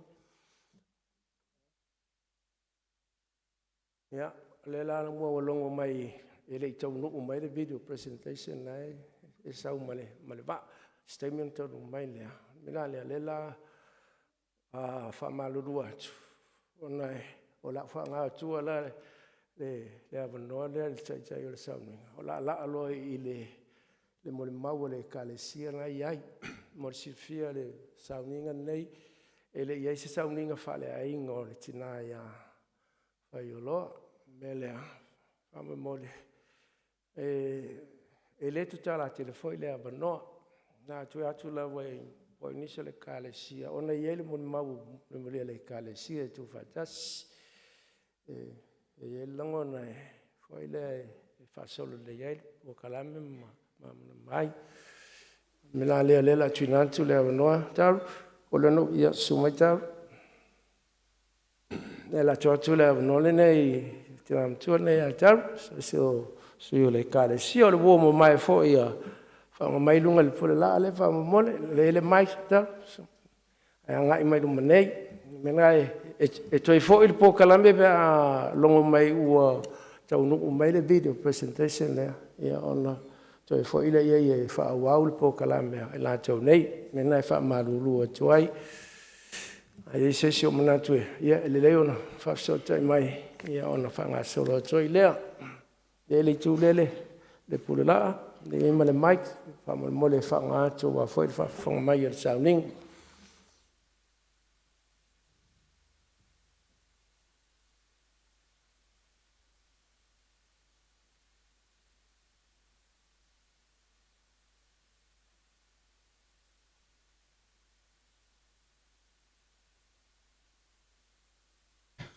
Amele mai e sau popol na nei tai au. Ia le tua nei tai au fou. Moli foi le nga fatai ona o le o tatou toi Faioloa I male. Au na le tua. Ia ai mai se foi mal fatua. Le sunga foi am isa mal fatua. An nei tai au. Te loa la tau Faioloa e fai se moli mau e winga I le tinali nei.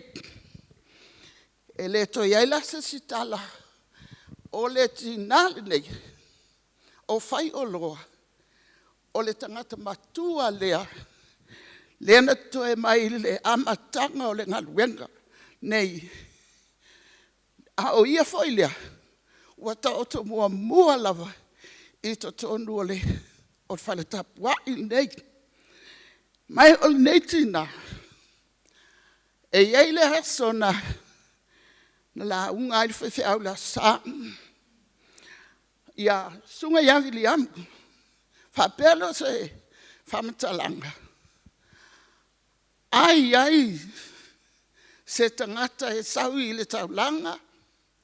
E fia malolo ia ona afe atu lea I ngautai o le mele sai ai le tatou e kale sia I ngautai fefo matafeli O le mea lai e whai e lau tala nei tai au.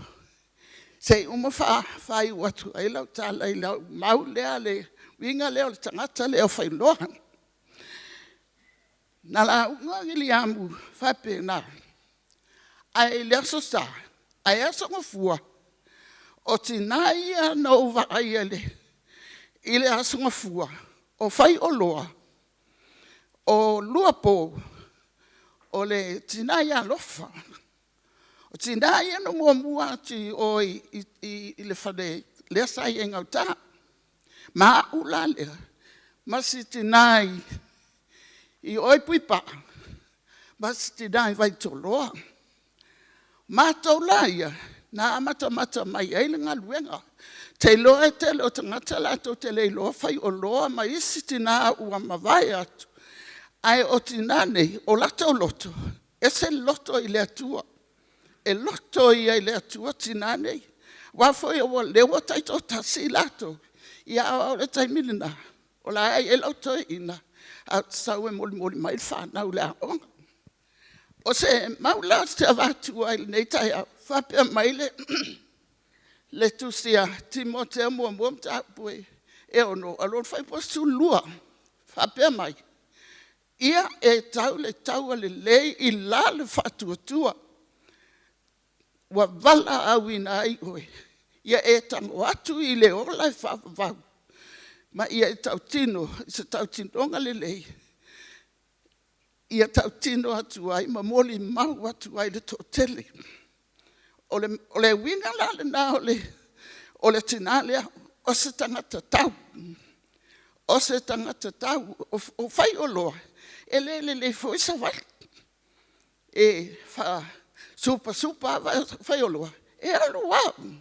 O nei foi lo matutua. Wa tele ia nu o Samoa. O foi mai ia la talo. Mai o te talo foi ia a nei lo matua. E le o inka vali. E sava vali. Pai ora kai mio e ka vali. O fia moli o ngu. Nga sava vali ko ia le lo matua nei. A o isa vai. Mo moli isi oi pua. Mo moli isi oi isalo longa. Sa vali ai tali todo. O lo sava vali lo matua ia le po. E fa mautu mato oi iva. O le mato aluenga le na sa fai. O lo matutua nei. Na lato asa ina. I le taimilia. Ele i ai se au tatalo. Ai ina wo fai le mele wo atu lo matua mana isi tina laiti. Sa vali atu lo le apostolo i arca minale apostolo William o la ai fi au. Fa mai lo la natala. Ia fa penei. O le a fai le ua mai atea. La fa lua au tatalo. Fa lua lo leo au tatalo. Le fa pela a ita se salunga. Ia ona mawalunga le talo lunga. O e mawalalo. O le ngola le au tatalo samato iai. O le prayer warrior. Le la ve ai Faioloa. Wow. Ia manisi tina. Au le se vaenga e tutu le vafa mai lo le tala. E le fa pe a kule ita se lunga yo. Nga ese le la ko kalo. Ese kalo i e kukusa le lei. Ai o le men mana o le fa fe au. Iai ni tangata e tutu tono le kalesia. Le la sa ngalulu e nei lo matutua. Mai o mai le taimine o Faioloa le tangata lea tatalo. Le wata oto mua i. O Faioloa wa valu su tolu on tausanga. Ia au. Ia leo o savani akule. Fiku viva. O le mele faftai e le atua. O na o loto nei tina. O le kokoa ia. E le kai foi.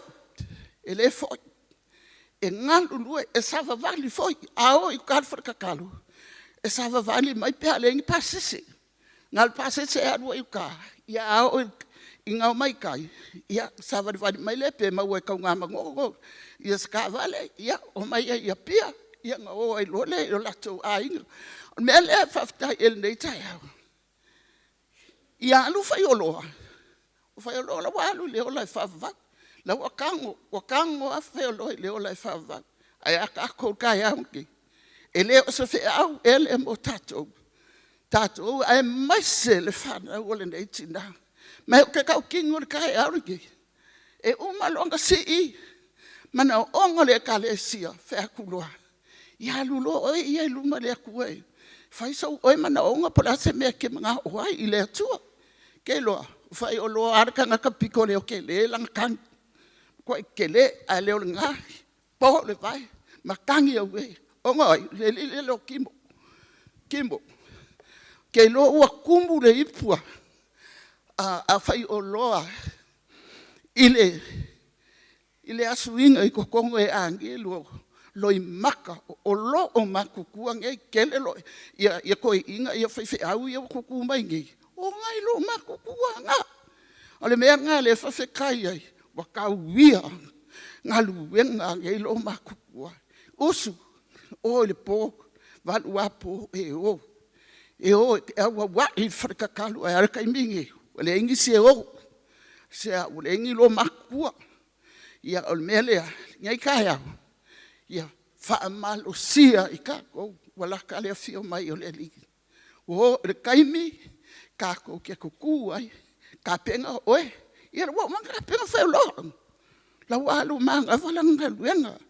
Ai a oe maa, ia saungi waka kuke le iloa, kaimi ma le kuaso. Ia wala au mai e forka maa loa. Peo ngai elinge kai au, ia whautai tele nei tai au, o se moli mapupuna. Ai stina lofa a lofa I so se tas vi ia le atua nei tai o whaftai tele le suafa Iesu mene.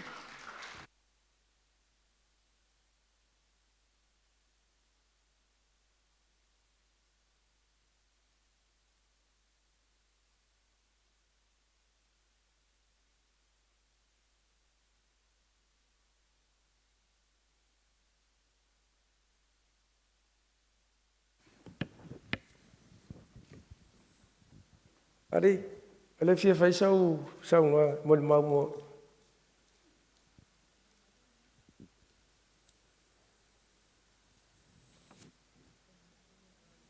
Dela bakule mic fa mo. Mai ale sau nga pali e sa si foi le tina mo tu le kalesi. Ia ona solo le man mau le sa tau. Ele sa tau anga ia tui. Ele sa. Ja.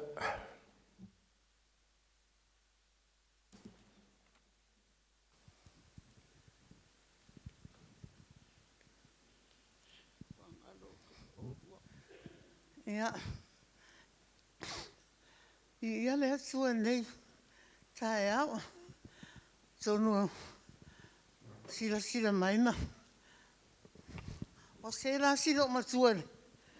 Tauna nasi mai le sa vale sa wa. Ya di yana ri le o sa.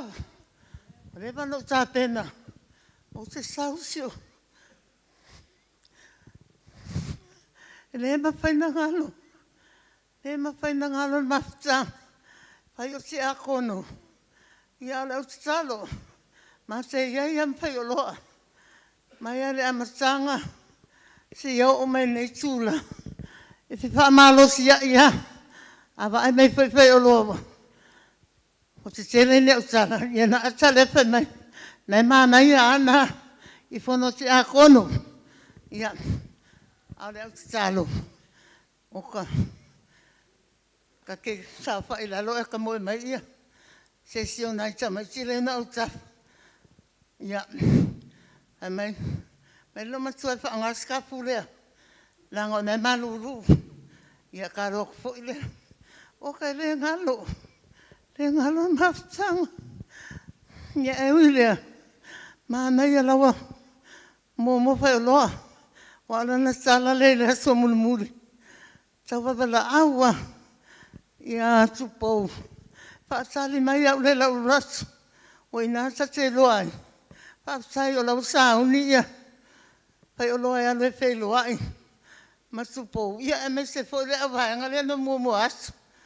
Ia mo sa fia o aso ia masa ita. Ia e uilea. Ia le ai langa le fo ke fai le atua. Se uma me ia fai. Ai a. Me se angi fanga. Ia. Aia, e le ma whaina ngalo.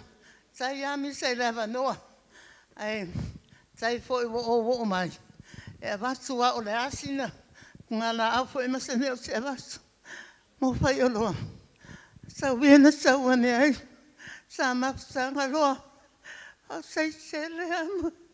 Loa lofa ya se amu. Lofa so ani po ya se amu se panau. Mai ai la isi o ne sa maiti. E se sauma le pepa keke. Tu ia se maia. Ki ngā whea kuia. Ia skoi inga loko ia sipa. Awa ki kau sauma se mea o ngai lenga ukupe. Me le ai o mea me mase utama. Ia o le lofa le ma whai una ngalo. Ia e whapena i te lo whanau malava.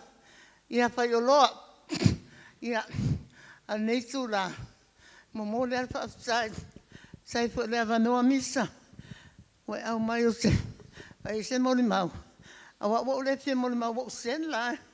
I lau saunga le kope mai angei. Ke o sa wa abe Faioloa. Aia. Ia. Manu ia sele a. Nei tae a yon tau sa ninga mai sele. Sua sunga le. Sio tato ta mafa aftai faua. Sau nuu mai fanua ia. Le sunga le apostolo. Ma lor fo lau. Ma lor malanga manuia to. Apostolo a me se fo ia. Si tatina ia palolo male. No fo alo. E fo e manuia maso mamisama. E vila ia. Male au vaenga umalea. Aia. Ia. A manuia tele mai ale a sua nei tae au. Ia le ali.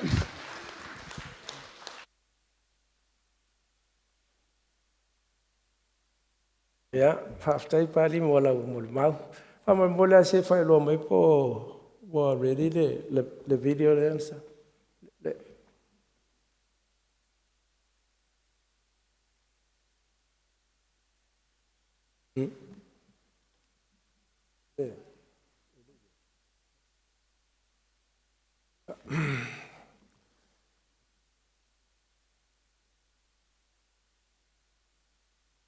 Yan fasi sila tu elem faina la lol tai tai o sa minga malpo kalame na le lima tai tai nai yan me foi le fa malulu atu I foi o sa ring je wo suya tu ya Nena le tau tap tapa toa I ala tau, pean whea tuna ngai le eise family service o Faioloa. La le o lo avelava le wha mo I siona ainga malana whanau. Le lau fisui mai e kālesia le fo mo le mai watu tina matua nei o le kālesia. Ia, na u Faioloa mai e le eise video presentation. Ia, ai whai le sa sial whanau le tau whaila na molma. Ya, mana tu la tahu tu la tasia tahu na vai foi bina ele se fez o som não é ya fastai ala tahu tu la eu mal já foi pense tahu na vai foi ona tahu se melole ele mole mau le kalesia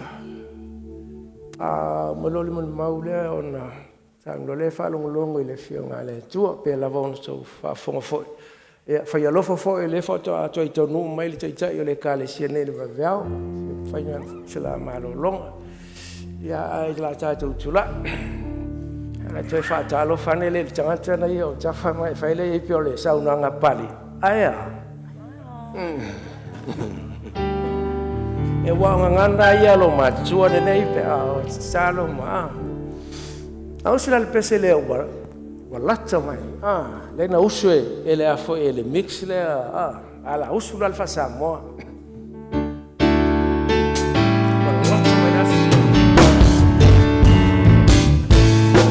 Wa lata mai le aso ele toia no selo tatina. Ele toe fa no noa. Le mani ni loi mata. Mafutai fa mabau manela mali ona oau e ole aso o se aso fia fia ole aso fia fia e ole aso fia fia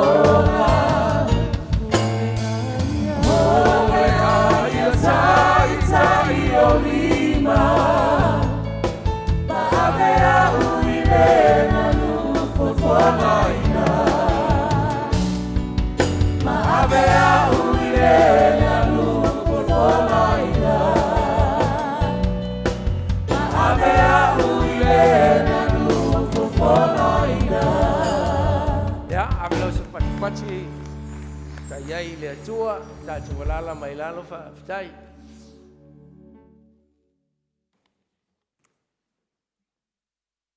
Pamnatu la whaia masoi o le kalisia whaia se mo le mau, le fo mo le mau foi le whanau.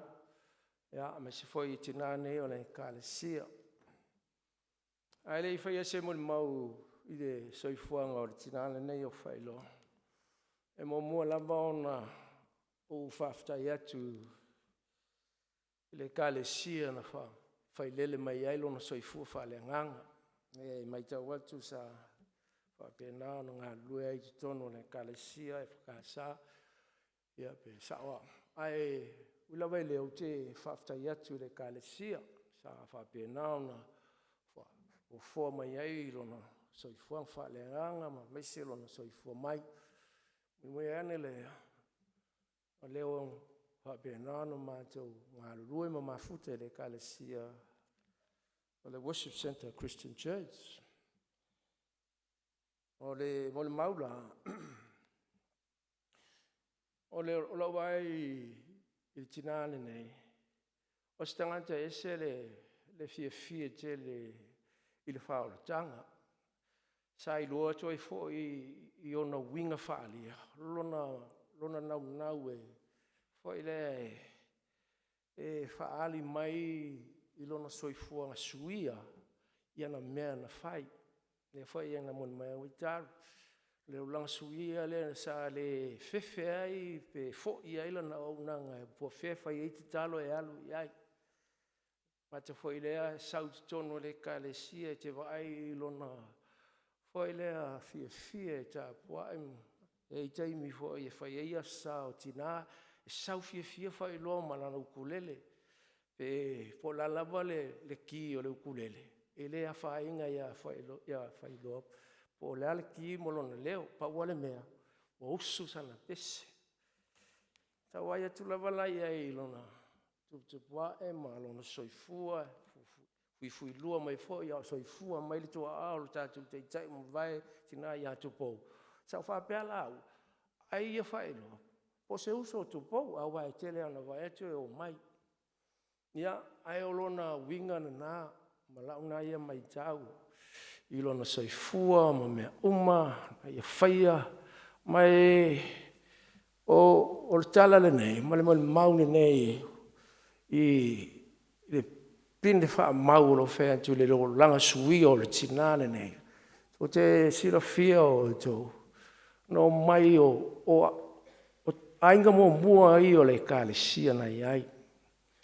Ai o mai, ele iai se fale ta pua i o le kālesia, sa fai solo i, na tō sila fia le kālesia, sa fea vea i solo. A o le tatalo nei tina, mo lo la tō whatua tua i le atua. Le la ua i la tō le fō alu ia, Faioloa, ale u tātou ta pua i se fale, sa tatalo ai nei tina, ele i whapena le iloa wa, le anto whafonga i aina, sa ngoi i vili amu, o maia, lo mea e whai, o le tātou autu i le atua. Me le whaaftai ai i loto nei tina, e mātutua o lātou soifua, ai le i pala ai ai e whai, le mea ua lātou iloa, o le mea sili lea, ma whai o na lātou whaia, ona ua lātou iloa le atua, na ua lātou maua le whaolatanga, ua lātou talia Iesu e vea mali mwhaola. Na le fefe ai e whai se mea pe mafo, le foi mo le mau le whanau. O le leo ana mo le tina ia i tono o le ainga, i le tau fia po le a o lona loto lea. No wai ai.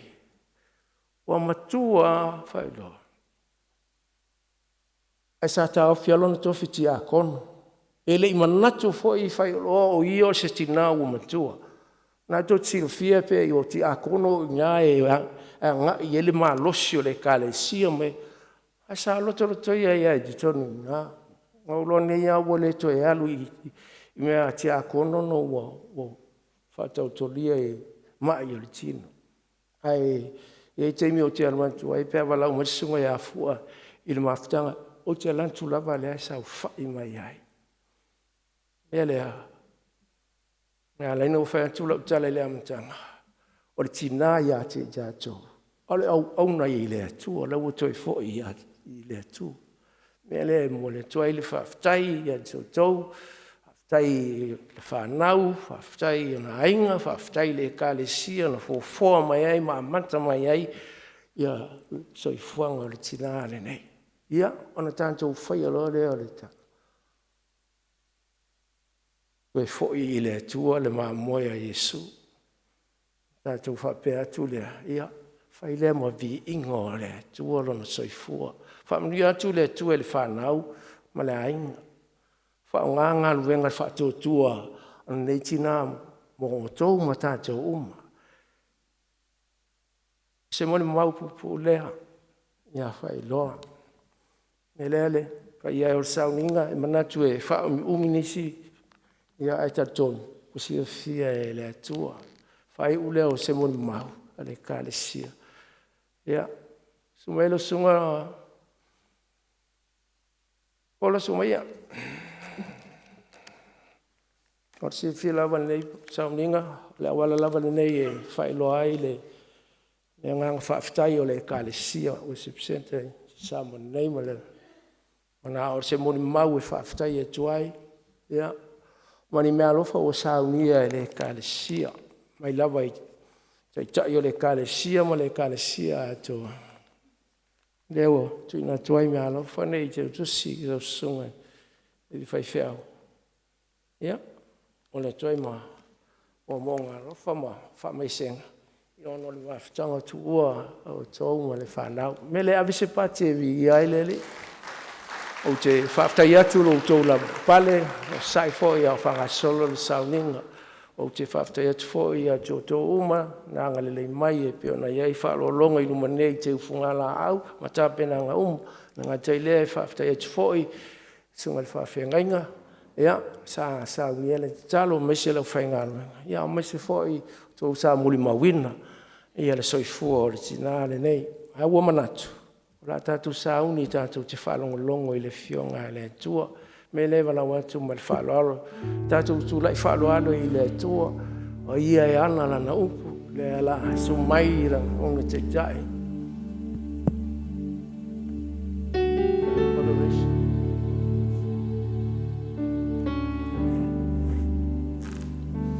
Au solo nei pese.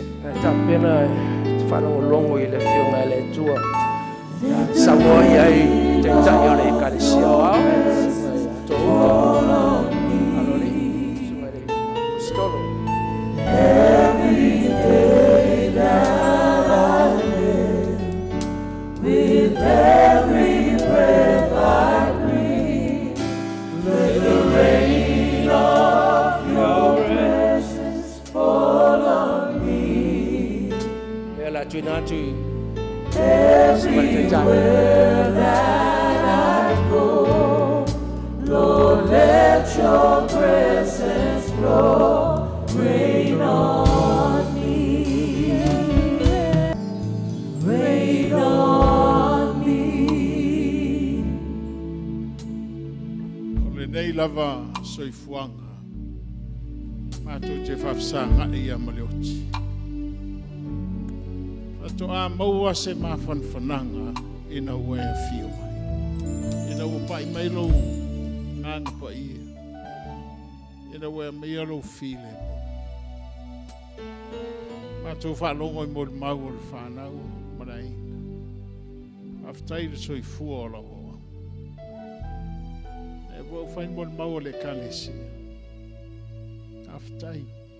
Mea umana e Faioloa, whaonga i soifua o loa.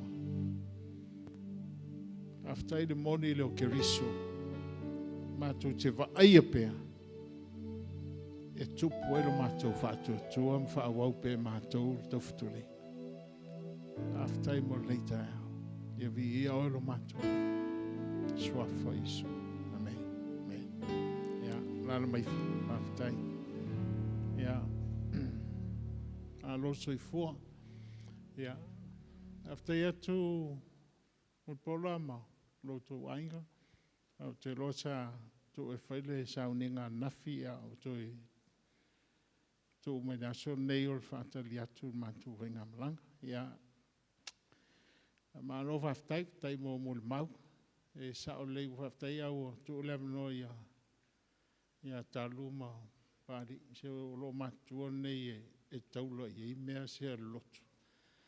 E o ata maiti ia uma ai lo mātua nei o lewa foi na wawa ai ai. Ai an mere ta o tau. E le fiu. Ia mana ia lewe. Tātou o e whanongo le upo le atua. Upo ange e māsangi ai e whanongo pe i maliu. Ana anō toi whamanatasi atua i. O isa maika ma ngere whamolmole. Rai toi whaitau mai ian whai upo sifurma lua le Roma 5. Roma 5. Wa nei a meo le oti. Pe tātou te paia pe a, tātou te o umaltunga mau. Lona winga. E tā pena i el tangata. Ia se whaitau.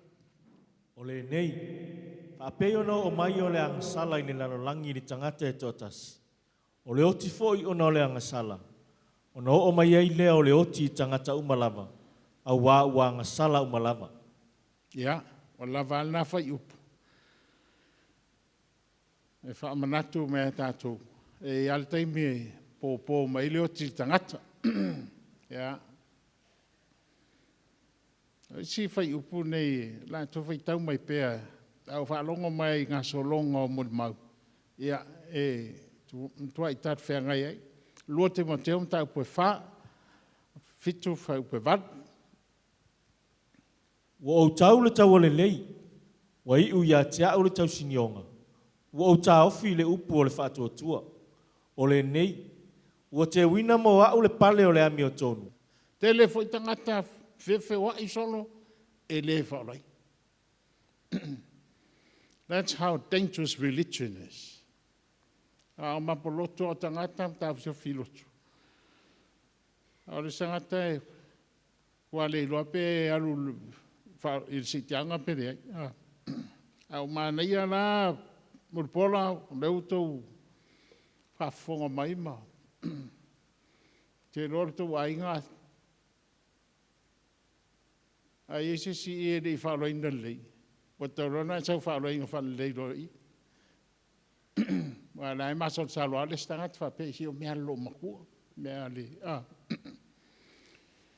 le whanka wa ai tangata whape ha. Whio wa i soro i loko. Laku le mea. E alang whape ngā, ele ilo nganga tali tonu tangata li. Le atua lea. Ole, whawhita uli le kap whawafsanga.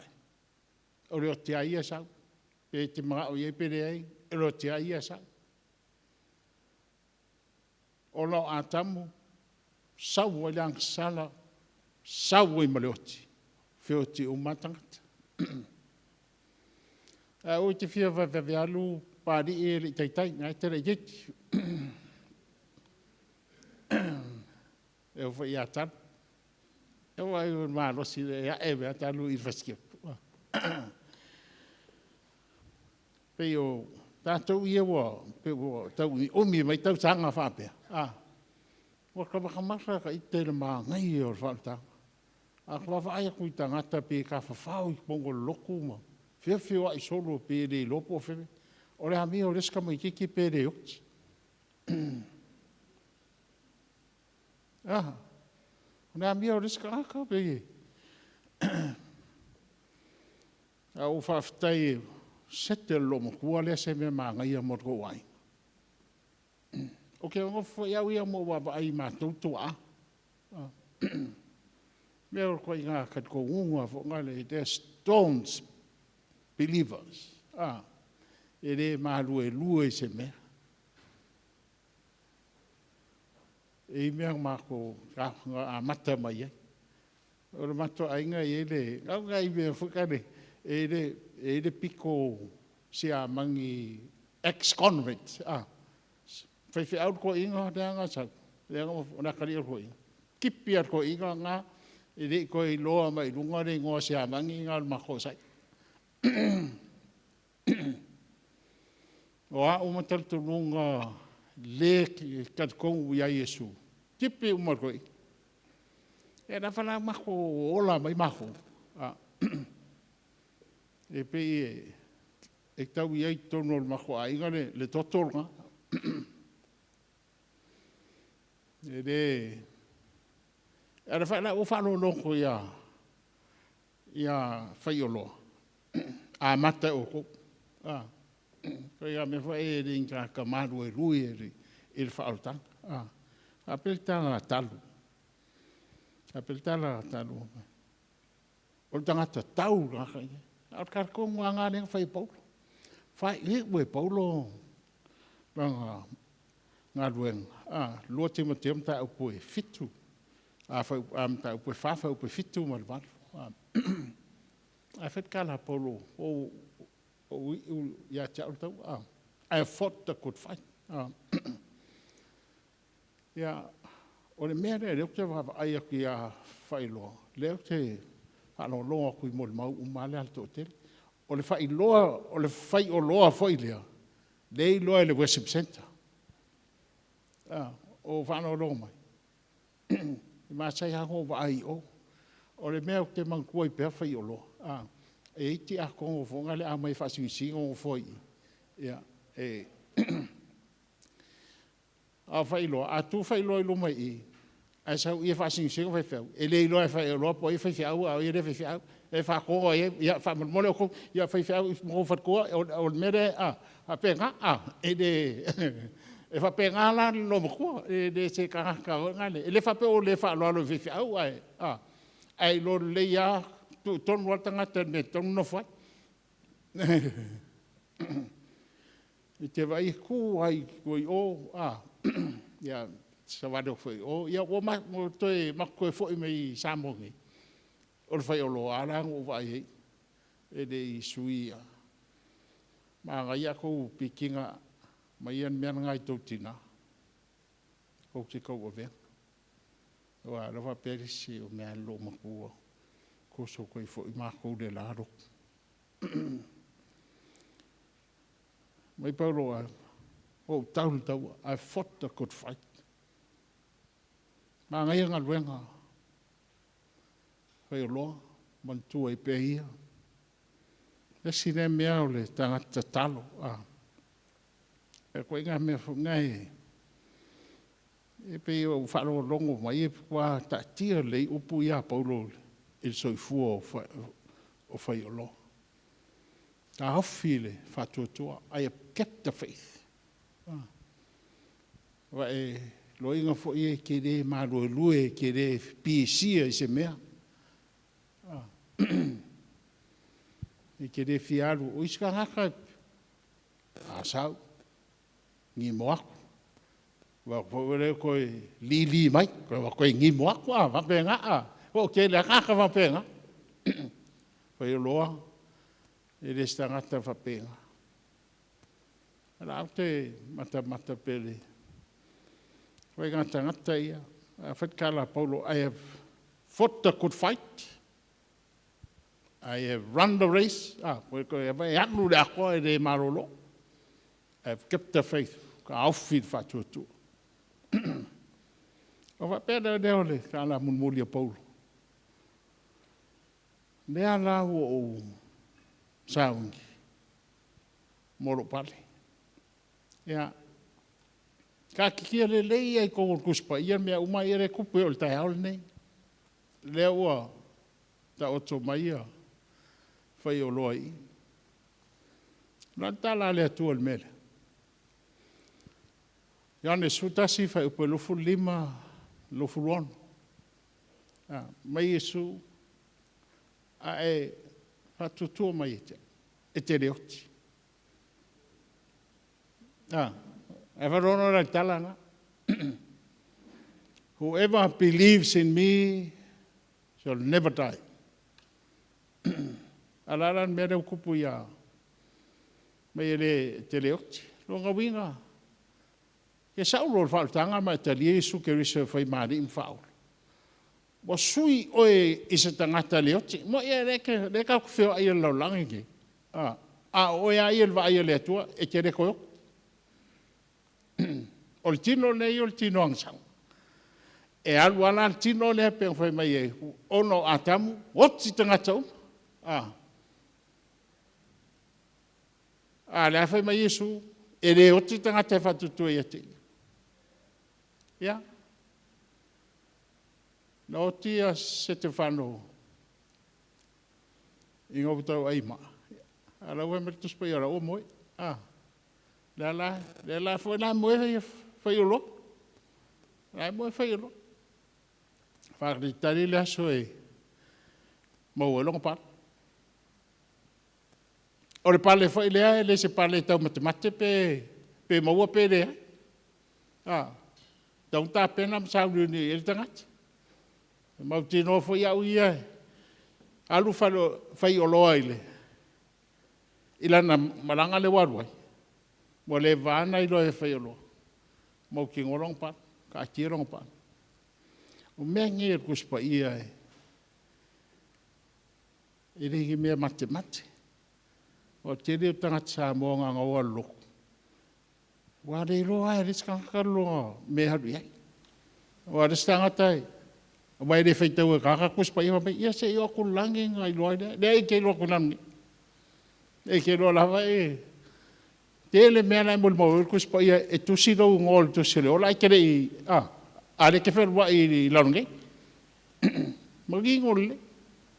Me what ngai e ala ina e fia e tenga rue. Ranga i te roa la whakan melau pare, pe whalal tala lea Paulo. Le ola Paulo le tusi a Timoteo, le wo u, saungi molo pare. Ma e fia e whaatari, mo tangata ia saungi de, il sikang, upu muli ia ngai mai e, mai e le ngā wa. Au tangata ia e. O lo whaakali e. Ia. O le pau anga o le mea. E tali ia i le mea ngai o le whaangoa ngoa le mariu. O le kako mama lama le mea whai ki riso mo nato. Ia. Mo le vanga wawa ai fo i e mea ma. O le okti a lea, o le lau ia, whika, e le umarki ngā, pe o le ale vali ma o le langi, whai o le langi maanga ia ma lea, e le ia sesi mga o le me o le okti. E ka uaki mera, oi ka fia ona. Pe o te mea fo i sesi o ainga, ia, e whaongo ma whapenga o makako. Ai paura le mea he tau, Fesosoangi a hako, e kau ko whire mu e o tātou lotu. E iei le whamoe mo, e le whakani mai. E le ngaka ngai whaola ingai lanu nei, ma e mata le moni o kiriso. A le mau ki ngoa o le pale le whakani mai. Mo le sikianga. Ia, o isen kaimi o sikianga. Tātou ngai ngu ese. Ko ki kia umar kai mi ngu ese, Roma surkas. Ki kia umar kai mi ngu ese. Ko fo i lore le tu longu, o kai mi ngai o mai tatou falda. E de kar ko ngu ele sko kere. E de o fo e siro. O si kia ngan me le fa wa ku mur kuspa i ai me. Be ngai ta wei mul polanga a mai umatanga ta ko ai ngai deri. Mau kingoa e tangata alu Faioloa. Au mau tingoa e tangata umare. E ke alu le ola e whawha.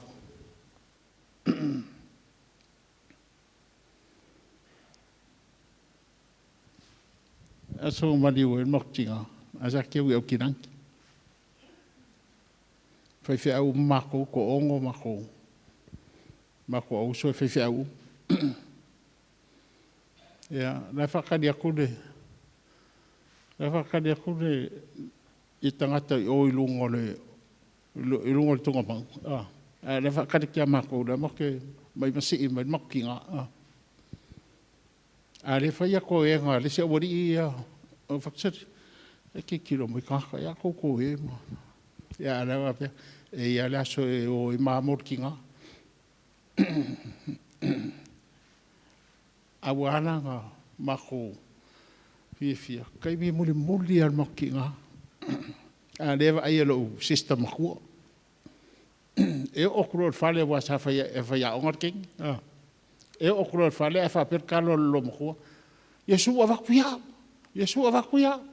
yesu fali u fora o ke ngia ro fa mai ala ko va e ave o fe o lo kinga le kausi o ave le kausi o allo mo ko bo le fa fialo lo mo allo mo tua ngai ngo fa o lai nga o fo i mi si ra sa wa o ko fa o lai nga yo sa o fa o fa ke sa o ya yesu ka nga sa ya yesu ra fa ba ya lo ko ka ko lo e ke o ko ro fa fa o fa ke ko ro fa fa o lo para vale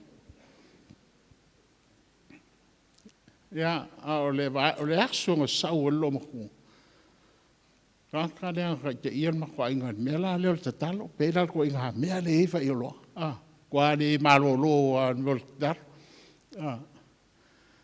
pe fa ji ku ka pe la me fai o va ve au ga ke fa lo ku fa so solo mo ku yo lo mo ko fa ko o poko o mai le va ve au le ma ma o nga tanga fa pe e alu la lo mo ko ma ku yo e mo yo misi ya se fianga e mau ki ngol me la heru e lomo o ke lo fa penga fa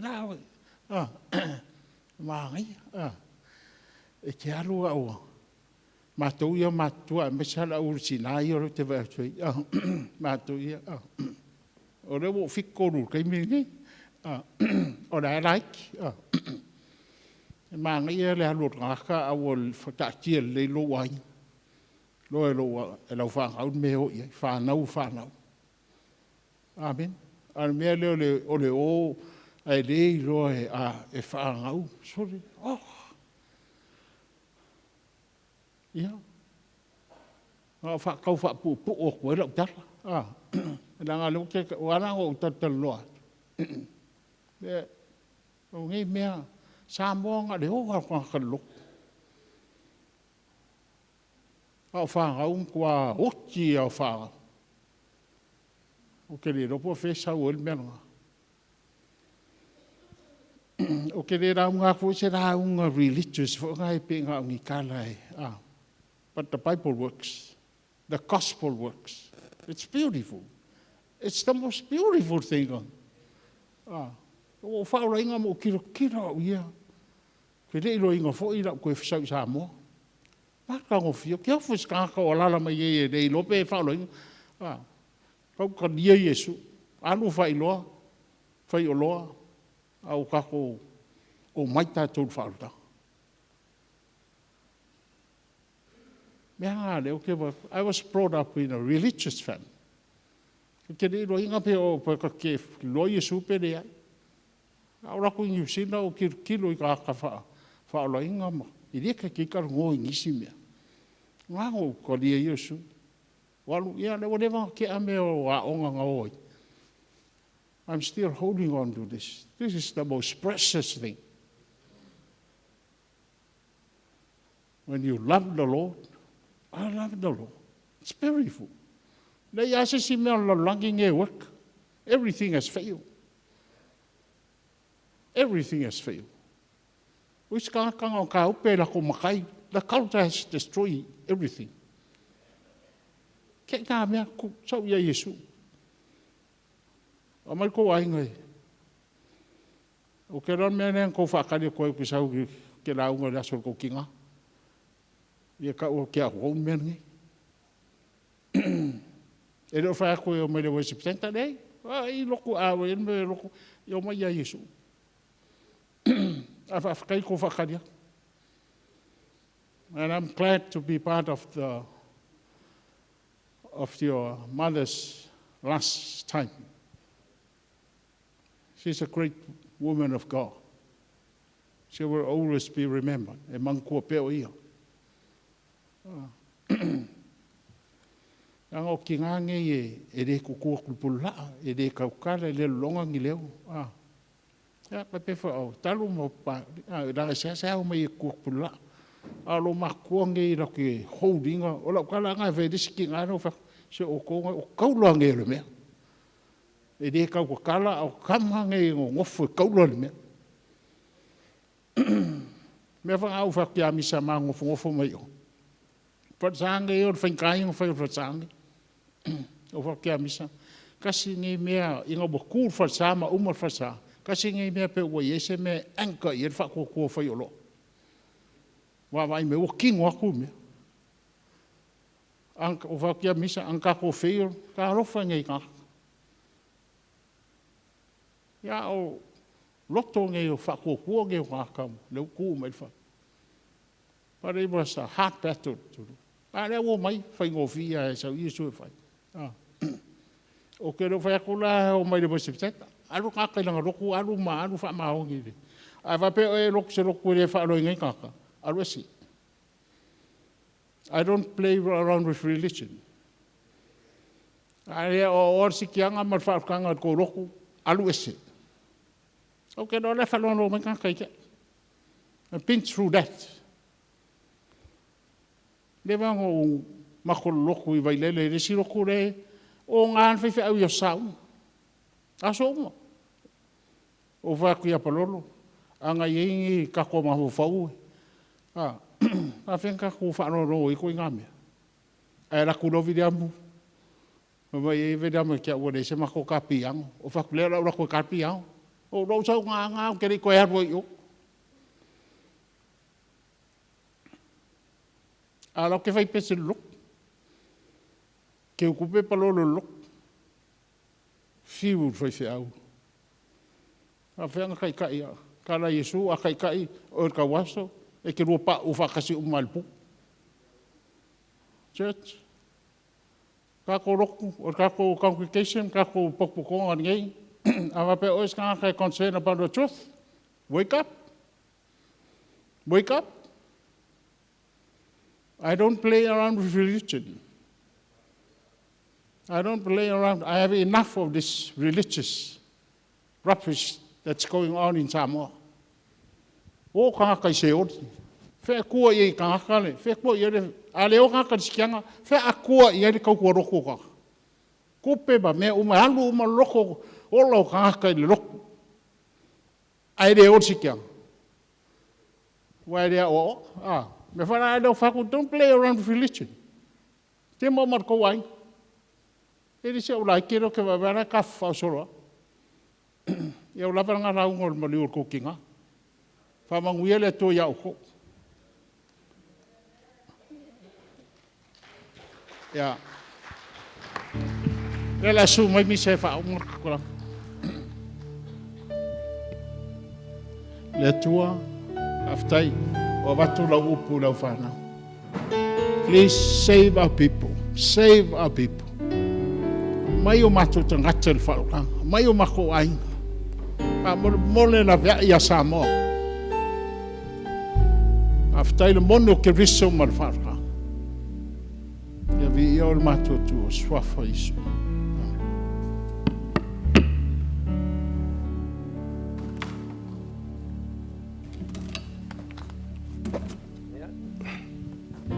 Au se pati mi ele li kai le tuale.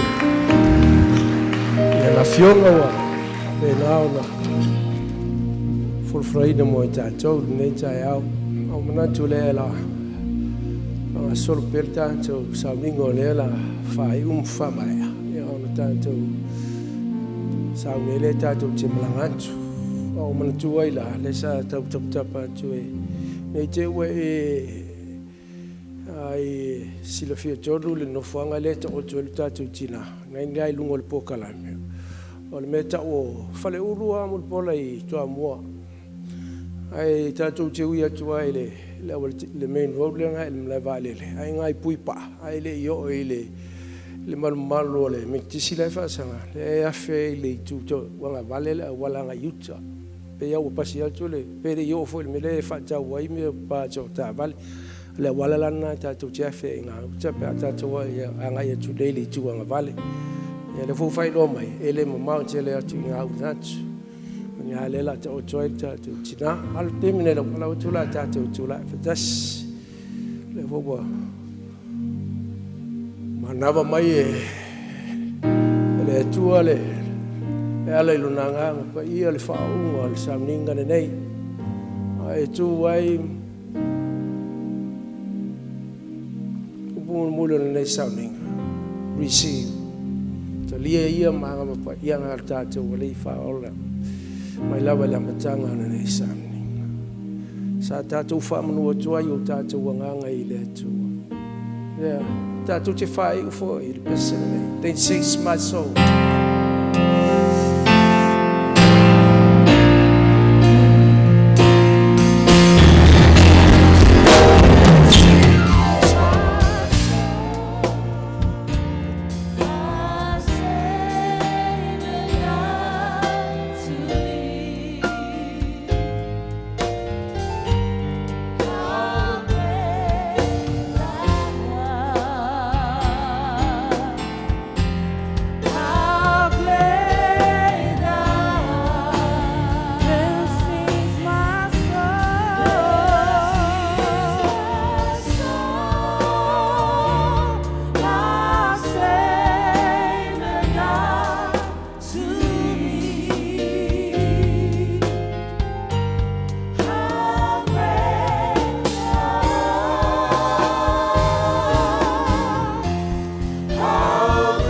Pese ai lo wala.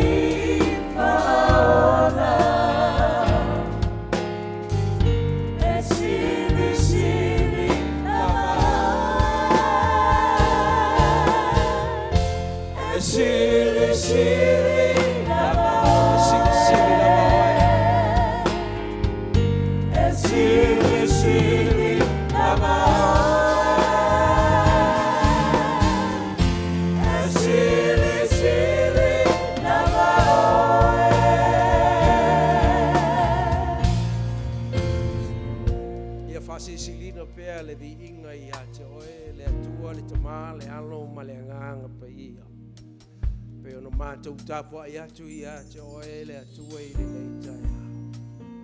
Mama te wala langa fi atu ia te oe ma whamanu atu ia te oe. O mātou whai pe senga fo I pe ona amata I le nei sao ninga le atua. Ma mātou tautau atu lo mātango fie ma lo sili ese. O le la au pese se fulu na manoa. O le nā peri ma le leo le kitara. O mātou wanganga nei o tū whātasi manei mea ia whai mawi inga o la o whiu.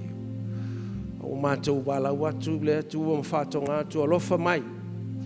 O mātou sauni mātou te angai atu e moli atu le atua. Le tino lo mātou tina nei le no whanga o le ata oto ai. Sau mai mātou I le toto le tamai māmoe I lunga le ala mai a iai lau poi nga. Mātou tu ai tau nuu le no whanga e whamae a iei lono toi sauninga. A iei lunga o lau whanau nei mautangata o lo mawia le atua. Ma iei pēr le taita inga lo wanganga ia tei mātou.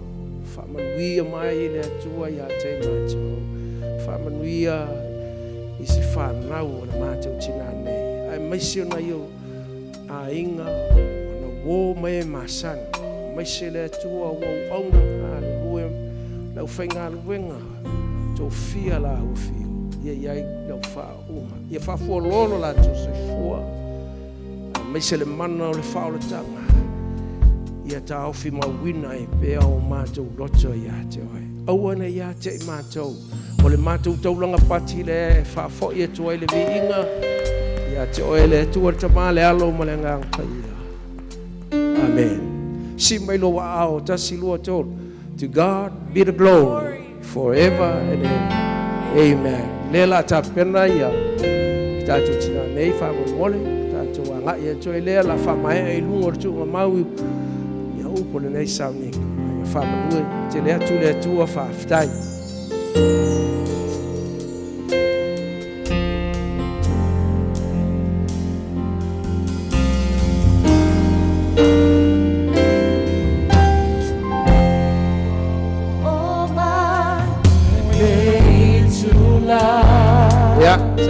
Leu fasisila mai nei te we ele suatu yo ile melo lang mawal tatu china ale uta pen mai se pai malu mai o il fale ya te suatu ya ta o foi famo mole